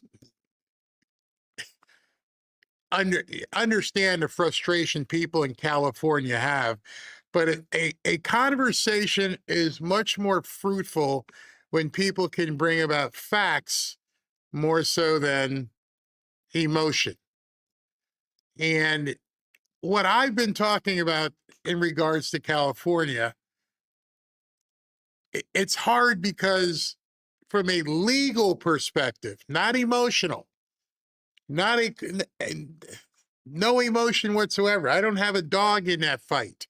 But from a legal perspective, I am not seeing, nor in any of my research have I seen that that law is going to be overturned. I don't see anything. Yes, he's talking about possible small arrest here or there and finding certain people doing some certain things, but it doesn't change the law. I mean, it would actually, it's going to take an appellate court, good luck. And then if the appellate court doesn't work, then you're going to have to go to the Supreme Court. So we're talking a long time before anything can happen. Even if they arrest, you can arrest 500 people. I would, if Maximus was on right now, I would say, let's say everything you're saying is correct. You are making massive arrests. Does the law change? Let me just stop there. And for that emotion, does the law change? Does it prevent them from doing it again and again and again? You took some foot soldiers off the field. You got some people who were doing some bad things. They got caught. Does the law change so they can't do it again in the future? And the answer to that question is no. SB showed you something about clandestine, a guy that I follow as well, and I think he knows. And people who are looking at this from a 30,000-foot view are trying to let people know. He wrote this. He goes, what's happening in California is nothing new. It's the same playbook they used to steal 2020. First, they send out mass mail-in ballots to everyone, even those who didn't request them, and dead people who are still on the voter rolls. Then they harvest all those floating ballots, as he called. Hey, listen, I know where I can go out and get 3,000. Go ahead, go get them. Then they delay the counting for days and weeks in deep blue counties they control, so they can continue to ship all these fraudulent mail-in ballots. Yes, the ballots may be fraudulent, to the tabulation center until they have enough to steal the election. And that's how it's done. Completely untraceable election fraud. Right in the open. It doesn't matter because they have the law shielding them. That's why the Dems don't want voter ID. It's why they don't want paper ballots. It's why they don't want same-day elections. It's why they don't want to clean up the voter rolls. This is how just a few deep blue counties in certain swing states are able to overturn entire state and federal elections. This is why securing elections is so important, whether that be via the Save America Act or some sort of executive action. Until this problem is solved, we don't have a nation. I could literally show you hundreds of citations saying the exact same thing. We all know, every single one of us knows they're cheating, but they legalized it. And so don't get mad at me. Go look up the law yourself. Yeah, I don't understand how people come to an argument with no fact. Emotion doesn't win your argument. Try better. Come on, man. Let's have discussions amongst adults. No need to call people. I wouldn't call Maximus that name. I wouldn't call the troll a name. Like, but you're just not talking to people as adults. You're not countering any of the information that I've been showing you. You're not countering what the guy who's running for governor said. So that's the funniest thing. Forget me. Steve Hilton himself said, that's the law. And so if Steve Hilton, who's running right now for governor, knows what he's up against and he's stating the law, then I think there's some credence there. A lot of credence. Lots and lots of credence. All right, so let me go ahead and take a 60-second pause here, and then we're going to go talk about the Southern Poverty Law Center. Oh my gosh, what What a quagmire that is. Let me talk to you about chapter. First chapter, as you know, Medicare can be quite confusing. As someone who turned 65 last year, I can definitely confirm this. Keeping track of enrollment periods, understanding all of your options, and making sure you're on the right plan takes too much time and energy. And between Medicare scams, corrupt agents, and bloated insurance companies, it's easy to make mistakes that can cost you thousands, literally. That's why I'm happy, in addition to working with them on the show, we call Chapter for our use as well. They're actually honest. They're the only Medicare advisor that looks at every plan nationwide, and they can help you save up to an average of $1,100 a year or $100 a month. That's pretty good. Very good, actually, when you think about it. These guys won't push you to buy a plan you don't want, and their support is completely free. So if you're turning 65 soon or have questions about your Medicare coverage, call them at 475-328-3545 to get the most out of Medicare. Most people wish they just call sooner. Or you can go to askchapter.org/Barry to book probably like a 20-minute phone call, and they'll tell you what they can do for you.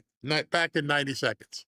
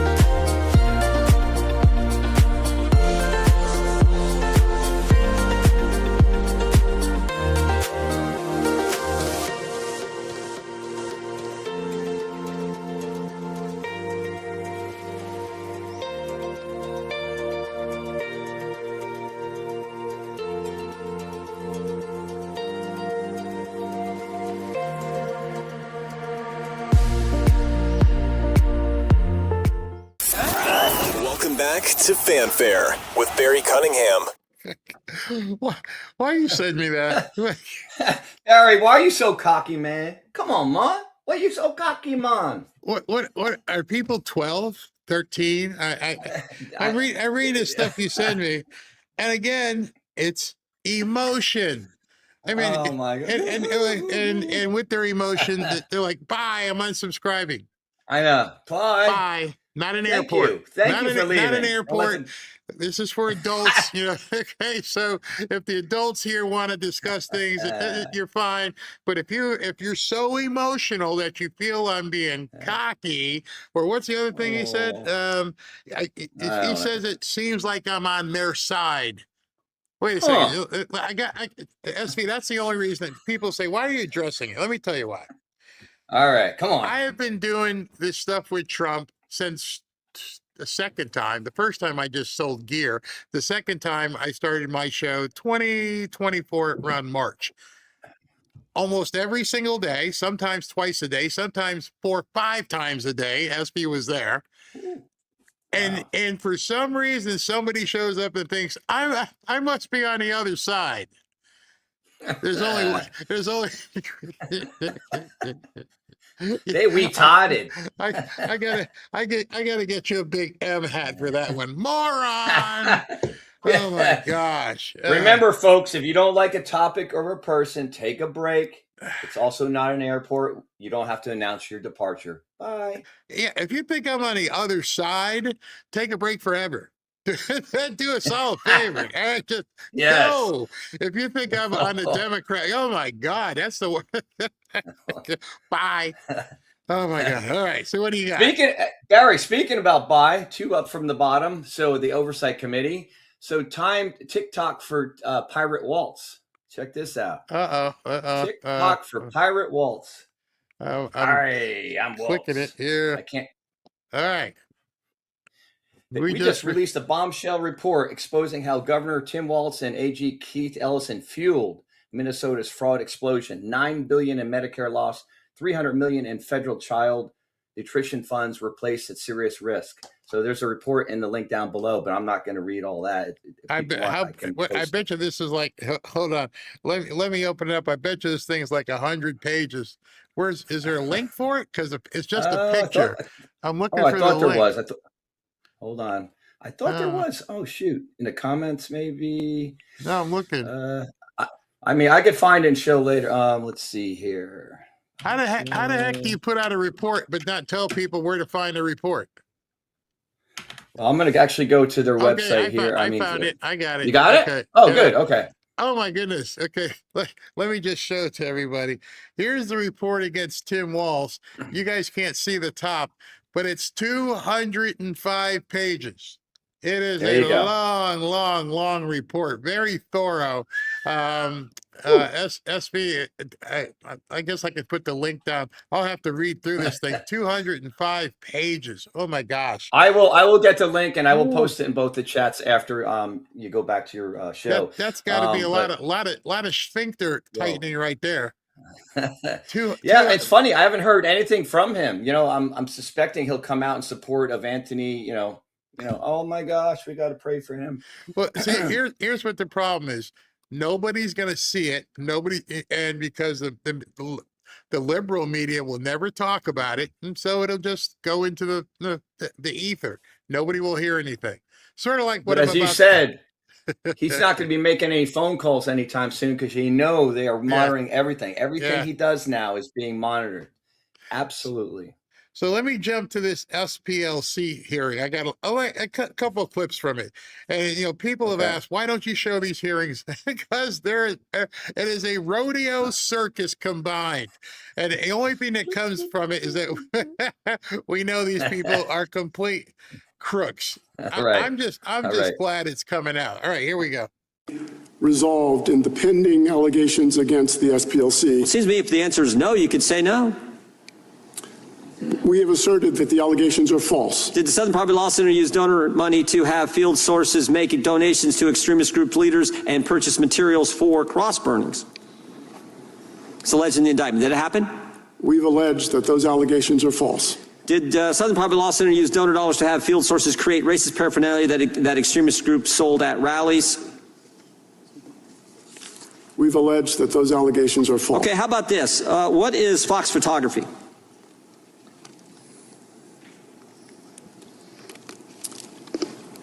Mr. Chairman, what I've learned about Fox Photography, I've learned from counsel in conversations with counsel. How about Northwest Technologies?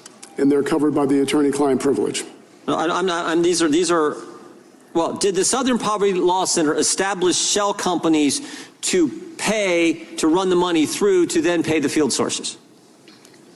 Again, all of the allegations that you are referring to, Chairman Jordan, will be how about this? Responded to by our counsel in the Middle District of Alabama. I want to draw your attention to the older white gentleman over his right shoulder. That guy is Abby Lowell, who is nothing more than a Democrat hitman. He's an attorney. And so you're telling me the SPLC, the Southern Poverty Law Center, has brought in another mercenary. This guy, in fact, if you want to remember way back, he was O.J. Simpson's attorney. And so now he's sitting right there, and he's now going to be representing the Southern Poverty Law Center. Nothing tells me you're guilty than being represented by Abby Lowell. Did you pay the field sources directly, or did you pay them through an intermediary? Mr. Chairman Jordan? Yep. Our counsel will respond to all the allegations in the indictment in the case pending in the Middle District. Well, there's all these companies that you sent money to. Center Investigative Agency, not the CIA, but your CIA, Fox Photography, Northwest Technologies, Tech Writers Group, Rare Books Warehouses. Yes, somebody asked a question. Was he running? Was he running the SPLC? Yes, this is their CEO. This is the big kahuna at the Southern Poverty Law Center. So this is the guy whose goose is going to get cooked. This is the guy who could probably end up, in handcuffs. He's got to be terrified that they put him up there to face the fire. Imagery Link, J&J Electronics, and Kelly's Marine. And I just want to know if that was the intermediate shell companies that you guys set up to pay the field sources. Is that true? Will the good chairman yield for just a moment? I got just a minute and a half, and then I'll be happy to entertain a question you may Chairman have. Jordan, our counsel will respond to all the allegations in the Middle District of Alabama. Okay. The process allows. Did you do it all for the money? I mean, you said now, I think the Southern Poverty Law Center said you're no longer going to use these field sources. You're going to stop the program, but you did it for multiple years. And according to the indictment, it was $4 million that you shelled out to these various field sources to engage in all the activities I just read. Was it all about the money? As we said in our public statement, Chairman Jordan, we did it to protect our staff and to protect the public. Did fundraising increase after paying people to stay in these groups who actually wanted out of them? Did your fundraising increase? Did the donations coming in increase? Chairman Jordan, I'm not sure exactly what you're referring to when you say. How about this? After the crazy Charlottesville rally, did fundraising go up? Mr. Chairman, our fundraising went up. Fundraising where one of your field sources helped coordinate Our transportation. fundraising went up when President Donald Trump was elected in 2016. Fundraising go up after you paid a field source to coordinate the transportation at an event in Charlottesville where a person was killed. That's what I'm asking. Did it go up? Because according to what we know, you went from 51 million to 133 million. Breaking news into the Fanfare news feed. Yesterday's downing of a U.S. Army Apache helicopter. The mission is a proportional response to unjustified Iranian aggression. So, Dana Perino. All right. So as of right now, bombs are dropping. I'm sure SV will have some more information, but at 5:15, which was a little over 12 minutes ago, we started bombing Iran again. Here's Jennifer Griffin. In that Apache helicopter that had to be rescued at sea earlier today. So we were expecting this, but what's interesting from the statement that CENTCOM just put out is that it described these as defensive strikes, and they said that they would be proportional. So what we're looking at right now, there are some indications, there's some explosions in a port city called Sirik. We're getting the initial reports of the ongoing strikes from the Iranians themselves. The Iranian foreign minister earlier today had warned that if the U.S. escalated, there would be a very, very big response. The foreign ministry had been putting out statements suggesting that maybe the Iranians had not put any drones up in the air over the Strait of Hormuz in the last 24 hours. But we know from U.S. defense officials that they saw multiple drones fired by the Iranians over the Strait of Hormuz, and that one of those drones, in fact, hit the Apache helicopter, which was flying low to the water when it was struck. But the Apache itself was hit by one of those Shahed drones. The two crew members who were rescued are safe right now. They are stable. But what is notable is that they were rescued by this autonomous drone, this surface vessel. It's the first time that a Corsair is a 24-foot sea drone. It was sent to rescue these two crewmen who were in the water for 2 hours. But that was the quickest and safest way to rescue those two airmen who went down with the Apache helicopter. But it made history in terms of the rescue, because this Corsair, which is made by the company Saronic, and it's the first time we've ever heard that it's been used for this kind of rescue, and no other military has this kind of a vessel. It's really an extraordinary vessel because it can carry a 1,000-pound payload. It can go 1,000 nautical miles, and now we know it can rescue airmen who are out at sea. So we'll bring you more when we know more. But the CENTCOM said statement that these strikes started about 28 minutes ago. They are ongoing. They are not complete. And there are indications that there are multiple KC-135 refueling planes that are flying over the Middle East right now. That would suggest that there are a large number of war of planes that would require refueling over that area. Jesse. Jennifer, thank you so much. We have boat drones? I didn't know we had boat drones. Oh, Cuba is so toast. Oh my goodness. We got boat drones. My gosh. Wow. That's freaking incredible. So anyway, we do have at this point that they are dropping bombs in Iran. I will get back to the Southern Poverty Law Center stuff here in 1 second. Want to get with SV. SV, you got anything new on this? Well, I'm posting to you that Eric Doherty posted pretty much the same thing. I can send it to you if you want to pop it up, and it is at your box right now.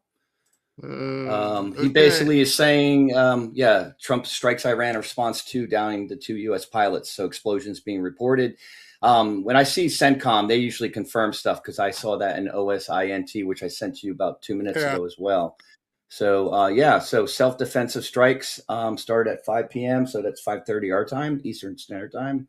So, let's see what happens from this. I'm sure he doesn't want to escalate. If Iran decides that they're going to retaliate for the retaliation, it's on at that point. I mean, it's wow. Well, I mean, like how many? Okay, so he just met with Xi Jinping, right? And he allegedly said that he's no longer going to support them and sending them. So every time Iran sends a missile, a drone, a bomb, it's one less they have in their arsenal. So they got to be running a little bit dry. I mean, who else can actually support them?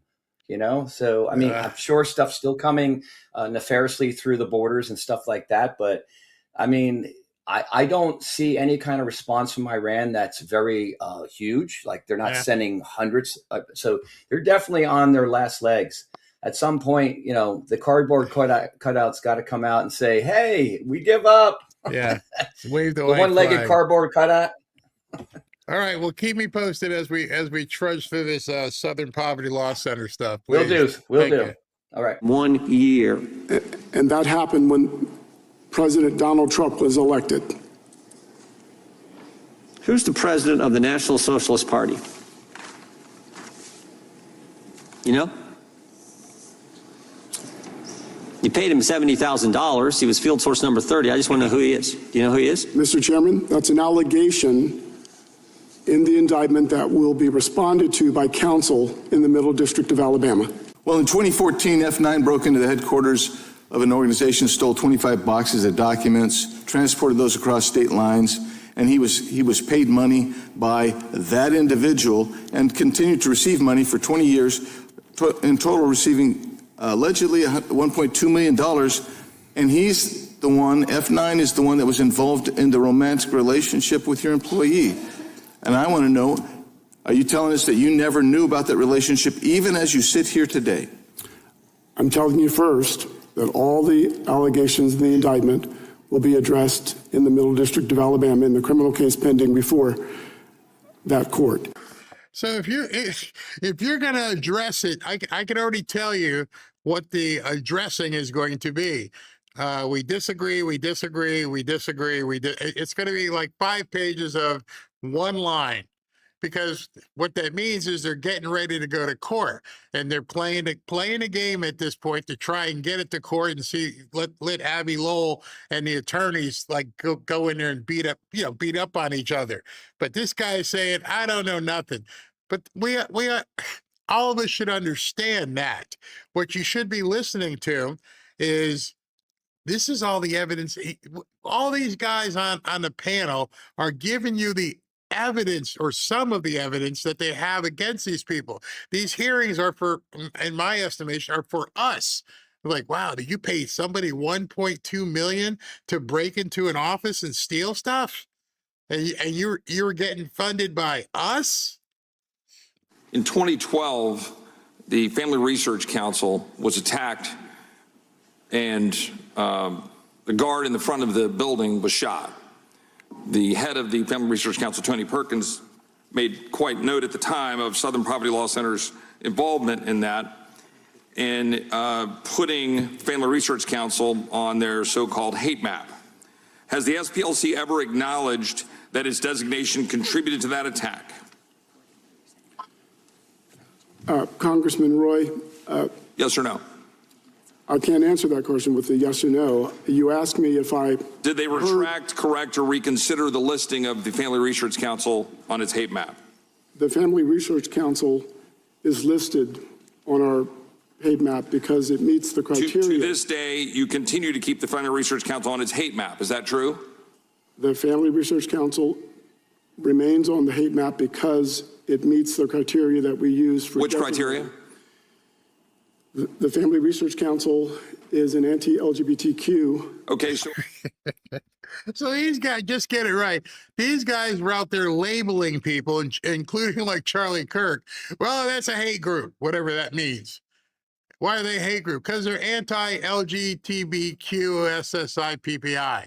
They're a hate group because they're anti. In what way, shape, or form are they anti-gay? Are you saying that because they're Christian? Are you saying that because they think a guy is a guy and a woman's a... What is the criteria that you would then put it on some list and use your funding to attack people? On your website, you used to have language on there defending your position on the Family Research Council, and you had language saying that other groups, like Focus on the Family, are not included, and you use that as your defense. Well, that language is now gone, and Focus on the Family is now noted as a hate group. Mr. Roy. Can you explain that? Congressman Roy, we take no pleasure in listing any group, and we wish the list was empty. But we have the constitutional right to express our opinion. How many leftist anti-Jewish groups do you have listed on your website? Name them. Anyone listening to this can go to our website and see our Year in Hate and Extremism report was released this morning. How many extremist Islamic groups do you have of the 1,500 or so organizations you have on your hate map? Again, anyone can go to our website. See, this is a problem I have. I was going to do some sort of video on the fact of words that have been used in, say, the last 10 years that were never used before. And one of those words is hate. Hate became a catchword to be used over and over. What it means is I don't agree with you. Because I don't agree with you, because I don't think men should lie with men, I am now a hate group person. And that's how they began using it. Just because somebody promoted the family, promoted traditional marriage, promoted Black people having traditional families, you're a hater. You may not realize it, but that's the criteria. If you disagree with their agenda, the Democrat socialist agenda, then you are a hater. Another word they used so much was attacked. You're attacking me. No, I'm talking to you. They started using the vocabulary to just diminish people. You attack me, you're a hater, all these different words that they've used over the last 10 years to try and further their cause and label you and then put you on some kind of a list. My office has been looking over and we can't really find one. Again, it is the SPLC's. You think right. SPLC can provide us a list of the Islamic-oriented groups do you have on your hate map? Mr. Roy, we don't target any group because of its religion. Really? I want to be clear about that. Really? Yes, that's exactly right. We target no group because of its religion. We target groups because they express statements and engage in activities that demean and vilify. So you brought up LGBTQ groups a second ago. Roy. So you brought up LGBT groups a minute ago. So you think there's a bunch of Islamic groups that are pro-LGBTQ? Oh, checkmate. Absolute checkmate. No, they're fine. They're our brothers. They're Transformers and elite. No, they're not Transformers because they would waste Transformers. I had to use another word there. My gosh, you got him, Chip. Is that the position of the SPLC? I just want to make sure the record is reflecting.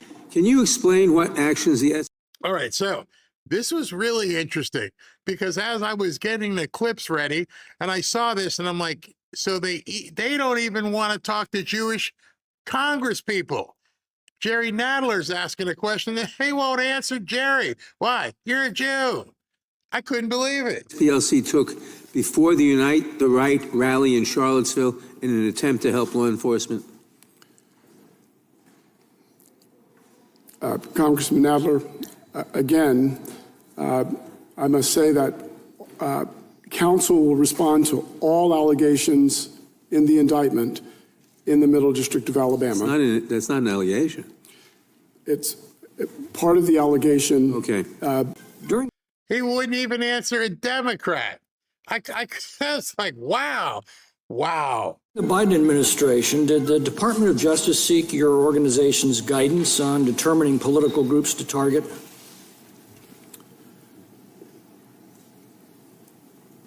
The SPLC, over its 55... That would be a yes. If you had to think that hard, did the Biden administration, give you a call and work with you? How is that a hard question? And who are you protecting by not answering it?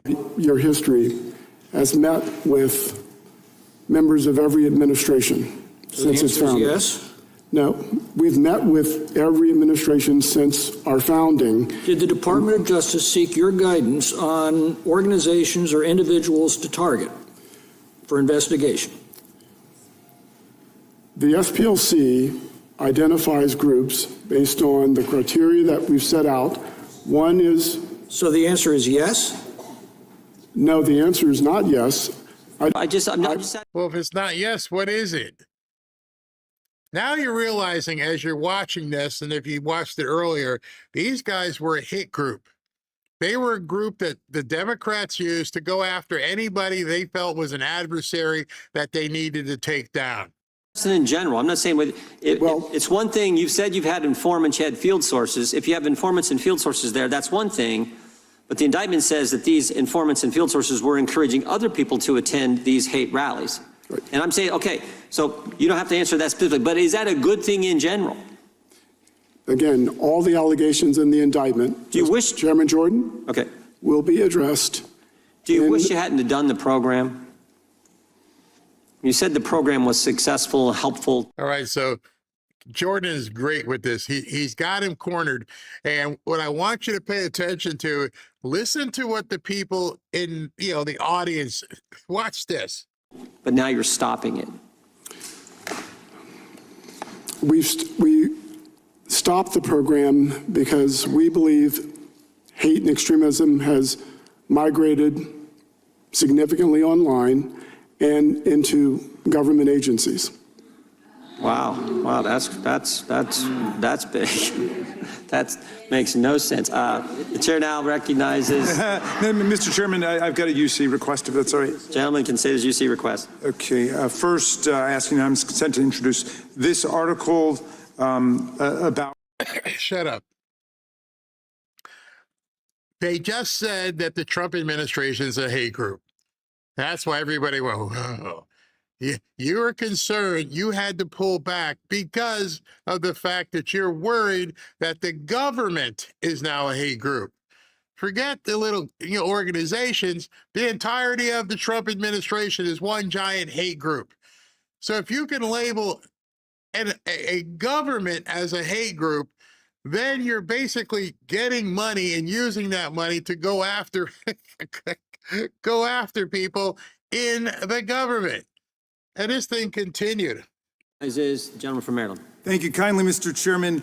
Ms. McCord, our colleagues invoked the fact that the SPLC had an informant in a white nationalist group at the infamous Unite the Right rally in August of 2017 in Charlottesville as some kind of indictment of the SPLC. But didn't that SPLC informant create the information that allowed the SPLC to send 3 different FBI field offices a 45-page memorandum warning of planned violence and the potential for violence at this extremist confab?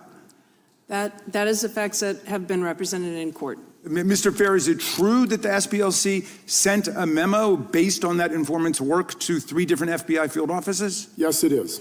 Okay. The chairman. All right, so Raskin, the scumbag that he is, he's trying to point the fact that these guys have been doing good investigative work and they've been working hand in hand with the FBI. But that entire narrative is about to blow up.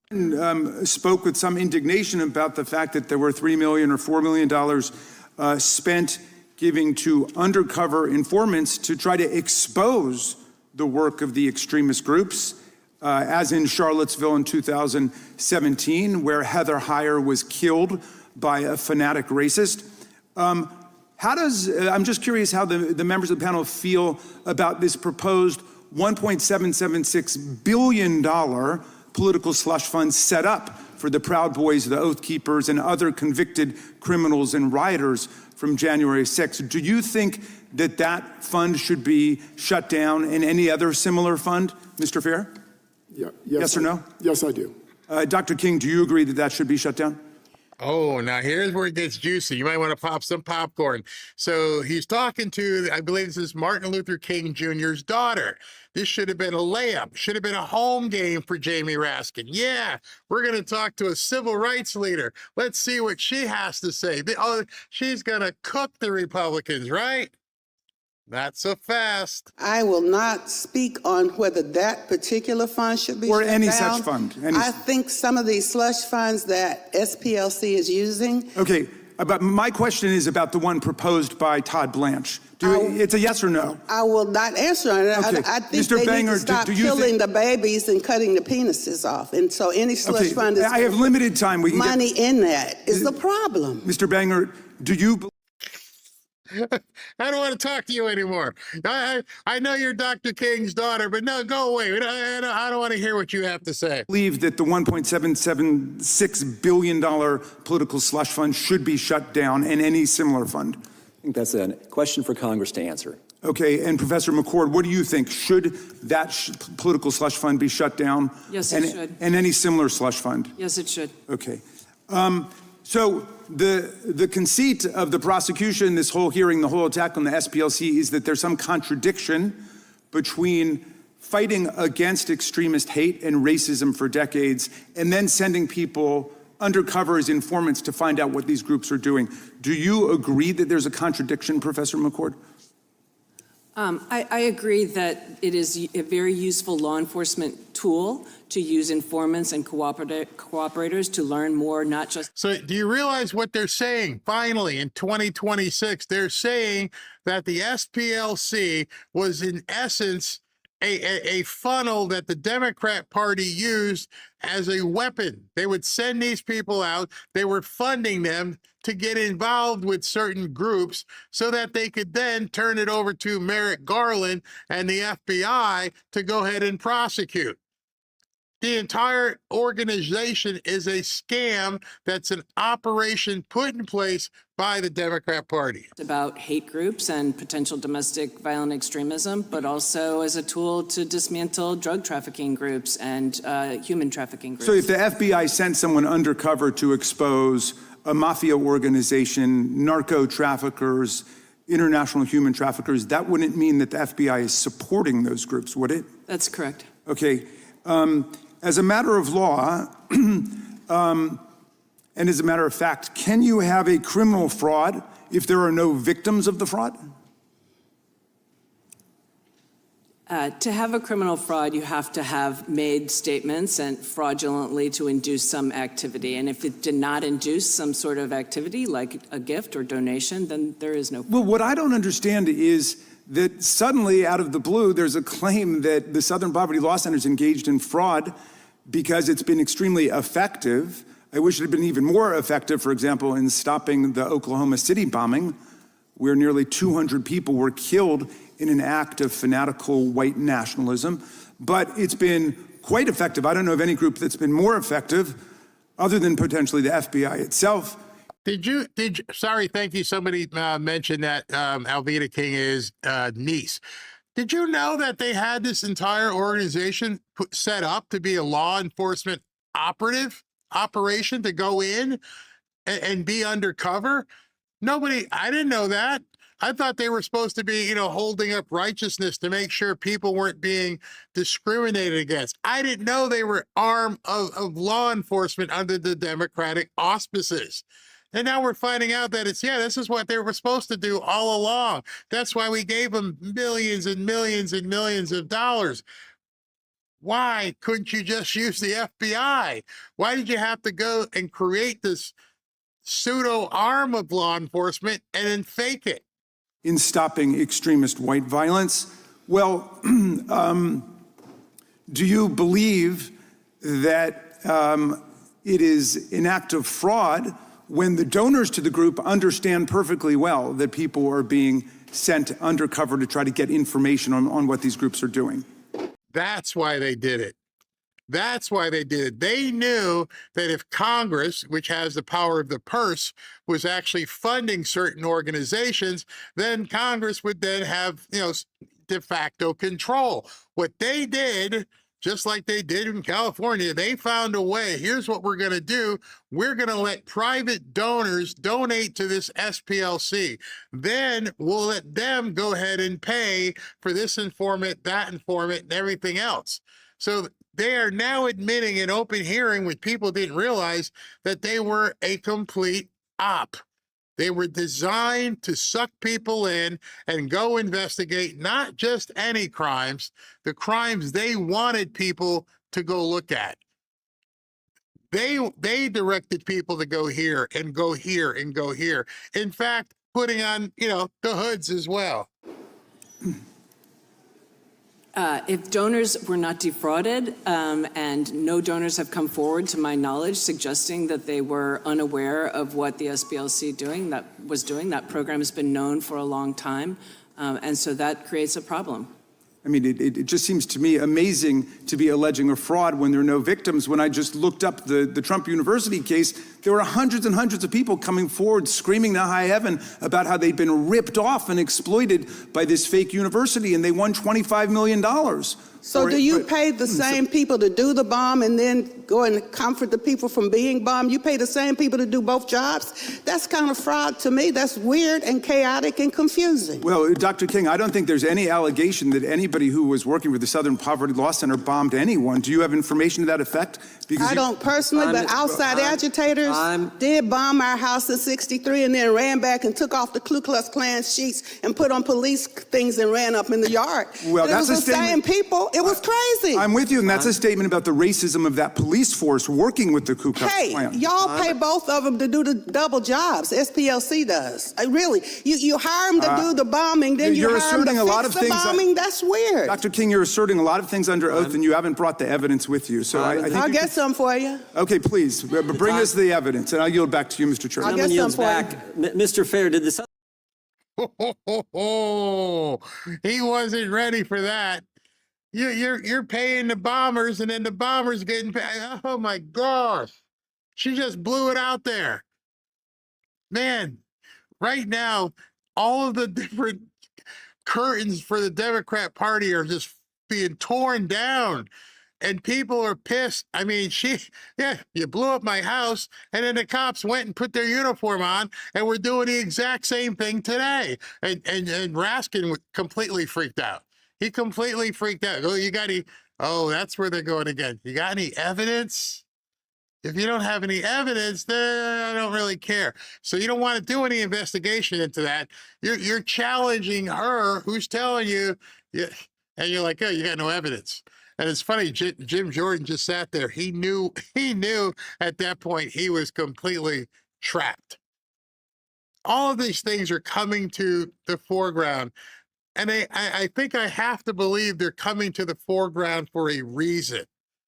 Because the more I see, because people are wondering what my angle is with California, I think everything that's going on with California, I think everything going on with the SPLC, I think Mark Warner, I showed you the video, what he's worried about, Trump stopping the elections in November in 2028, I think that's coming.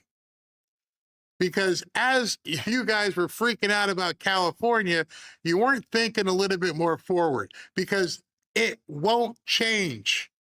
Nothing is going to change. These hearings, nothing is going to happen. President Trump, before he got on the airplane, one of the reporters asked him, so what are you going to do about all these judges? And he didn't really answer and kind of walked away. And I went, was that another signal?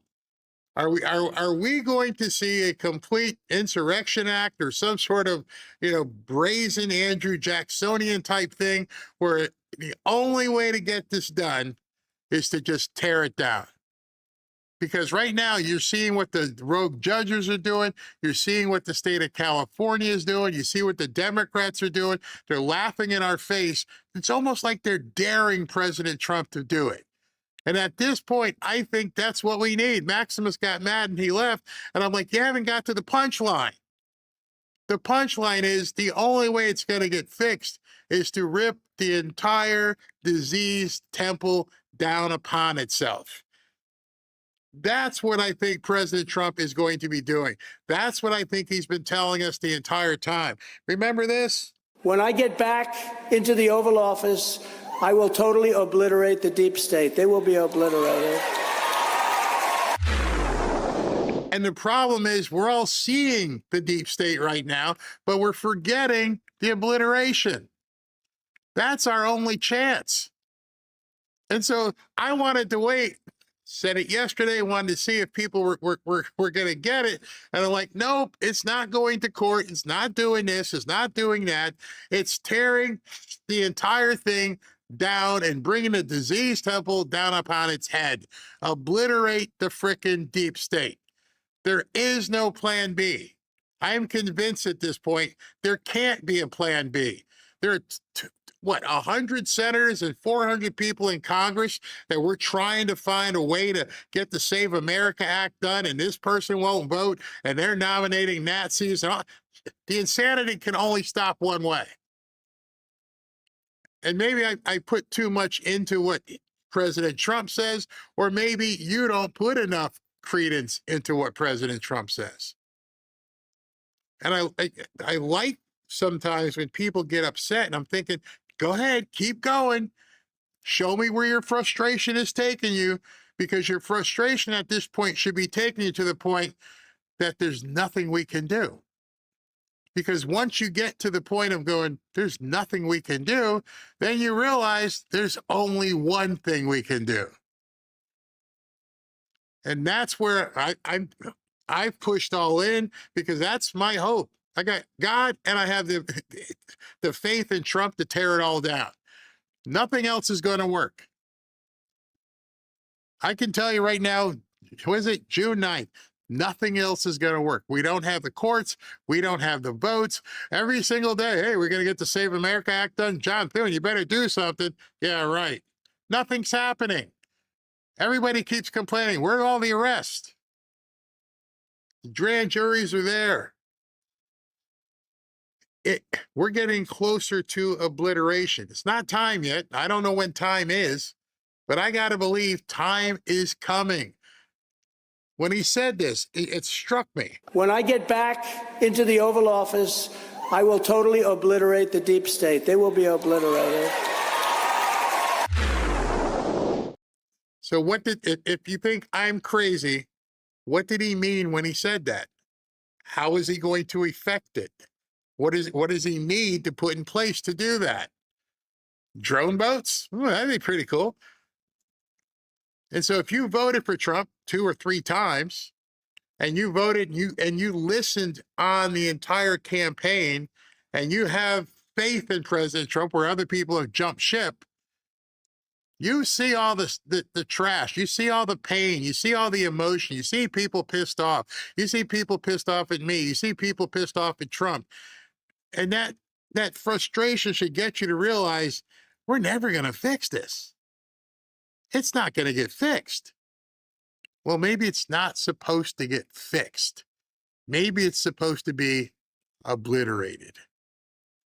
Maybe it's supposed to be absolutely destroyed.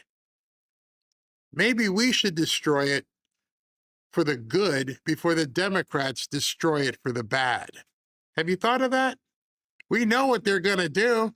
They've made no secret of it. Well, we're going to stack the Supreme Court. We're going to put 25 judges. We're going to, the bang, we're going to bring all these people in. Who in their right mind stares down the barrel of a cannon and goes, it'll be okay? No, he knows what they're going to do. You know what they're going to do. How do you fix it? You don't fix it. You tear it down before they tear it down. You go back to the beginning. You take the Constitution back to its roots. You stop all this insanity, whether by military. I think that's the only way to do it. But yeah, are people going to be pissed? Yep. Are people going to freak out and maybe fight? Yep, they're doing it already. They're going to probably burn down stuff this weekend because this kid got convicted. They always fight. They always protest. So there's nothing new in that regard. It's you who have to be as mad as they are. You need to meet your anger with their anger. And that's where I think we're having a problem, is people are pissed off and they get pissed at me and they get pissed at this person. You're directing your negative energy to the wrong people. I welcome complete obliteration. I don't know if enough of you do. I don't know if enough of you sit back and go, yeah, tear it down. One by one, tear down every single state that's not doing things right. Just think. I could be completely wrong. I could be. But I voted for obliteration. I don't know what you voted for. That being said, SV, you got a couple things you said?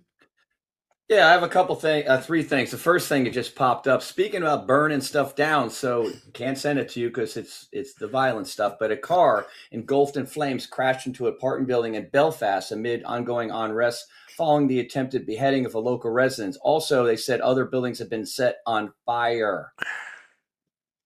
The world is on fire. Yeah, and yeah. It's funny. You sent me a note, and I looked down at it, and I looked at it and went, yeah, it makes so much sense. You want to go to that one first, the shield thing? Well, let me do the good news. So breaking, the House has passed a $70 billion Republican bill to fund ICE, Border Patrol, and other immigration enforcement agencies through the remainder of President Trump's term. The measure passed by a razor-thin 214 to 212 vote after previously clearing the Senate, and now heads to President Trump. So he's going to sign it. So there you go. There's a win. Now you know what's in there, right? So it's $70 billion that he can now use with Border Patrol, ICE, and I'm pretty sure there's going to be some military stuff in there as well. I mean, and that bleeds into my next story, which, okay, so let's follow the breadcrumbs, right? So can you post the OSIN Defender thing? This is where I'm looking outside the box. I'm starting to read stuff, and I did a little more. I don't see OS. I don't have OS. Oh, that's it. Yeah, yes, I do. Yes, I do. Okay. All right. So I saw this come up, and I'm like, okay, what is this? So I read it, and I go, The command responsible for overseeing defense of the U.S. homeland, the U.S. Northern Command, NORTHCOM, has announced that all efforts to address mass migration, trafficking, smuggling, and other criminal activity will now fall under Operation Ardent Vanguard. Okay, so people go, what's that? So I grokked it. All right, so Operation, and I can't show this is grok, but Operation Ardent Vanguard is the official U.S. military designation for the ongoing Department of Defense support mission to secure the U.S. southwest border, primarily the southern border with Mexico. Right. It's tied to a joint task force southern border, which was established in March 2025 at Fort Huachuca.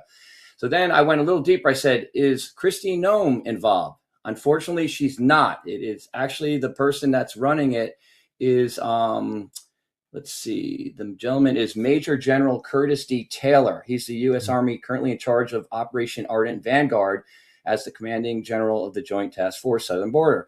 He also commands the 1st Armored Division. So this is not a military campaign, but they're saying that they're going to synchronize military supports, patrols, surveillance, engineering. I mean, they're tightening things up. So this I think is part of that that southern shield that we heard about probably a couple months ago with where Kristi Noem's involved. I think she's still somewhere involved with this. This is just the tip of the iceberg because of the funding that's going to enable them to do these other things.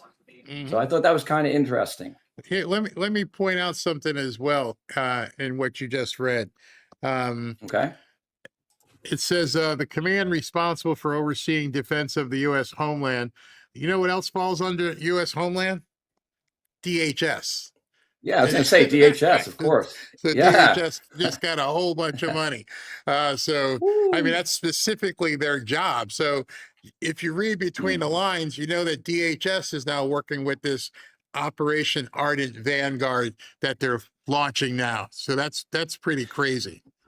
Yeah, and then to give a little further more context, this is going to help achieve 100% operational control of the southern border. That means stopping illegal crossings, you know, the tunnels, the human trafficking, the drug smuggling, especially fentanyl, and other transnational threats. So they're talking about cutting it down to zero, which, you know, we'll see. But which means also cutting off more money. Cutting off more money. That guy that's got the 1.2 billion. I mean, yeah, enough of that, right? Oh my gosh. So just today, just since while we've been on, you had the House committee release their information on Tim Walz and Keith Ellison. You also see the money just got approved, so he's probably already signed it. Now you're hearing the announcement of this operation.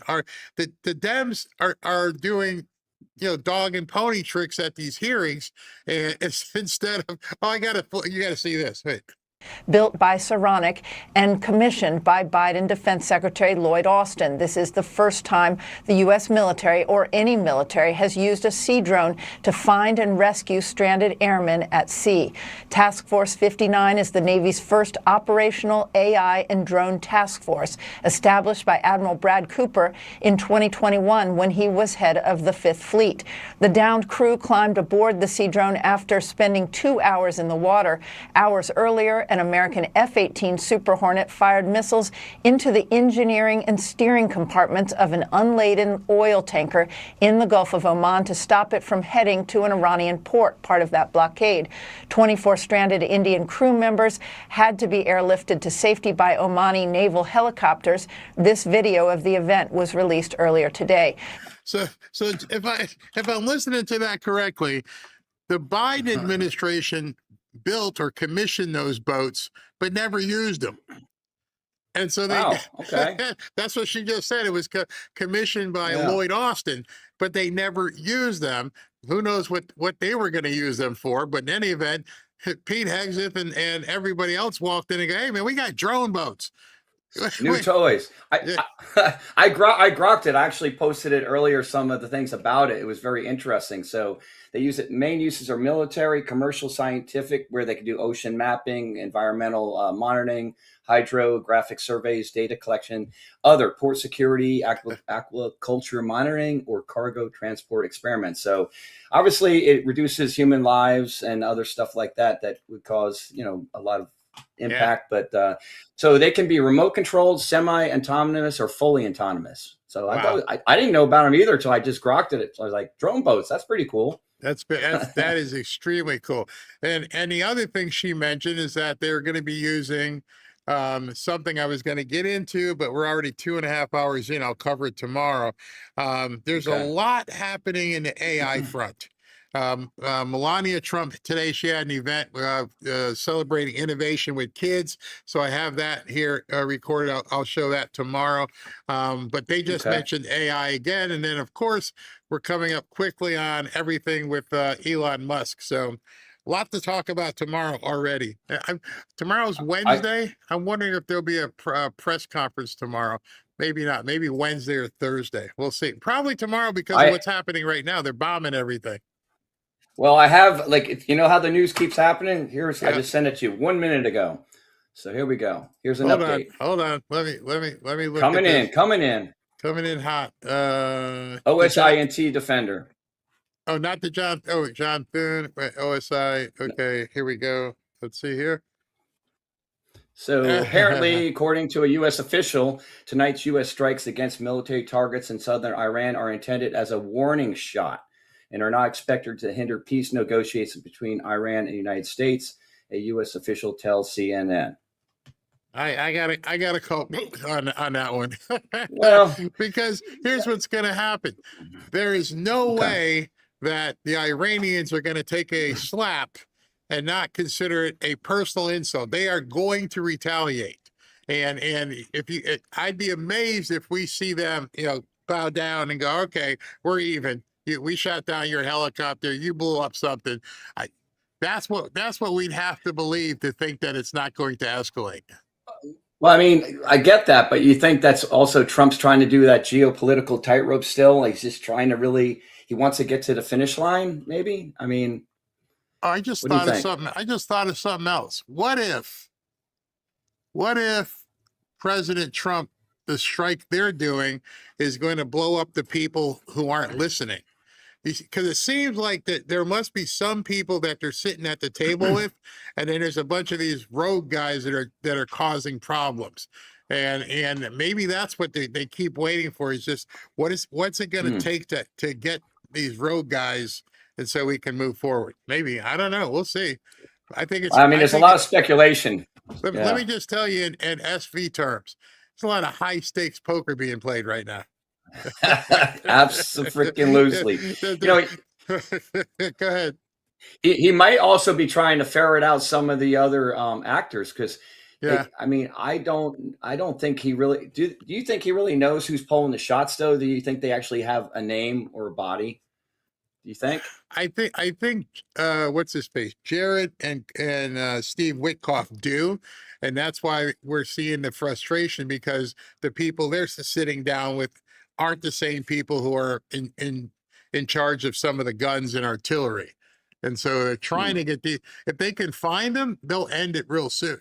I would think that if they knew where they're at, or send them one of those Israeli phones, those little hello. Now, I'm wondering if we're getting close to putting boots on the ground secretly, because it's almost like a Maduro type mission. I'm just wondering, what was that Apache helicopter doing? Well, clandestine spoke about that, about getting the uranium that they did down in Venezuela. Yeah. So what was that the helicopter that got shot down? What was it doing over there? Because you wouldn't, why were you flying around in there? I don't know. We don't know. A lot going on. Well, I mean, Trump's not going to tell us, so I'm sure some dumb prostitute will ask him, "What was that helicopter doing there, President Trump?" Oh, yeah. But anyway, all right. Thank you, man. I'm going to do super chats and then go home and have a great night, everyone. Some dinner. All right, everybody. Let me do this and get this ready. And all right, here. All right. Linnell, the problem is the federal side of the elections in California, because they pick lawmakers that affect the rest of the country. And if those lawmakers were elected fraudulently, then there's an issue. But again, it's not fraud if that's how they made the laws to count. See, I know it's hard to understand, but we're using the word fraud and stolen interchangeably, when if the law says they can count this way, then it's not fraud. They're telling you we're going to steal it. That's the problem. That's the problem everybody's having. They're looking you right in the eye and going, we're going to steal it, and there's nothing you can do about it. That sucks. Absolutely sucks. Scruffy, California did not vote for this. Gavin Newsom even wrote executive orders preventing investigations of voter fraud. If we can't even fight. Yeah, that's a great post you made. They also tried to put together a executive order that says you can't even investigate the fraud. Imagine the cocoon, the force field that they have put over this, that somebody is brazen enough to say, not only can we count votes for a week, but you can't even investigate. We're not going to give you any information. Basically, investigation over. I know, Maximus was mad. I'm thinking, he's like, somebody got stupid and got caught, but how are you going to get the information from the people in California? I don't see it. Excuse me. Hey, Brian, Article 1, Section 4 gives Congress the power to override voting laws for each state unconstitutional. Exactly. But our Congress can't even decide anything except if they want to give each other a raise. Cheers up. They made the law to be everything. Fraud is, as far as they're concerned, yes, fraud is legitimate. They basically engineered elections for them to be able to break every law imaginable so they can win. But what if we started using the same tactic? That's what I was saying. The red states should do the exact same thing. Tinley, Tinley, what's crazy is that even Karen Bass wanted Spencer Pratt to win. CNN showed that her facing Rahman, Bass loses badly. Yeah, she was out. And, she would have had to go against Pratt. She felt she was up by 15 points or so, and now she's got to fight an even worse socialist. Fume drummer, the guy on CNN saying, "Don't call me liar" on national TV. Dude, it's CNN. No one is watching. Relax. That's funny. Oh, that's really funny. Mr. Mike, if I lived in a state like California and saw that what they were doing, I would sell my house, pack my bags, and leave. That got people mad as well yesterday because they want to fight for their state. I understand it. California's a very nice place. Very tough. Very tough. Robert, there'll be a reckoning. I think you're right. Ed Sloan, like the movie Fifth Element, big bada boom. That's what it's going to take. Cutting edge. The thing is, a federal executive order would have to be issued to extend the California law, something that might never even happen in Congress.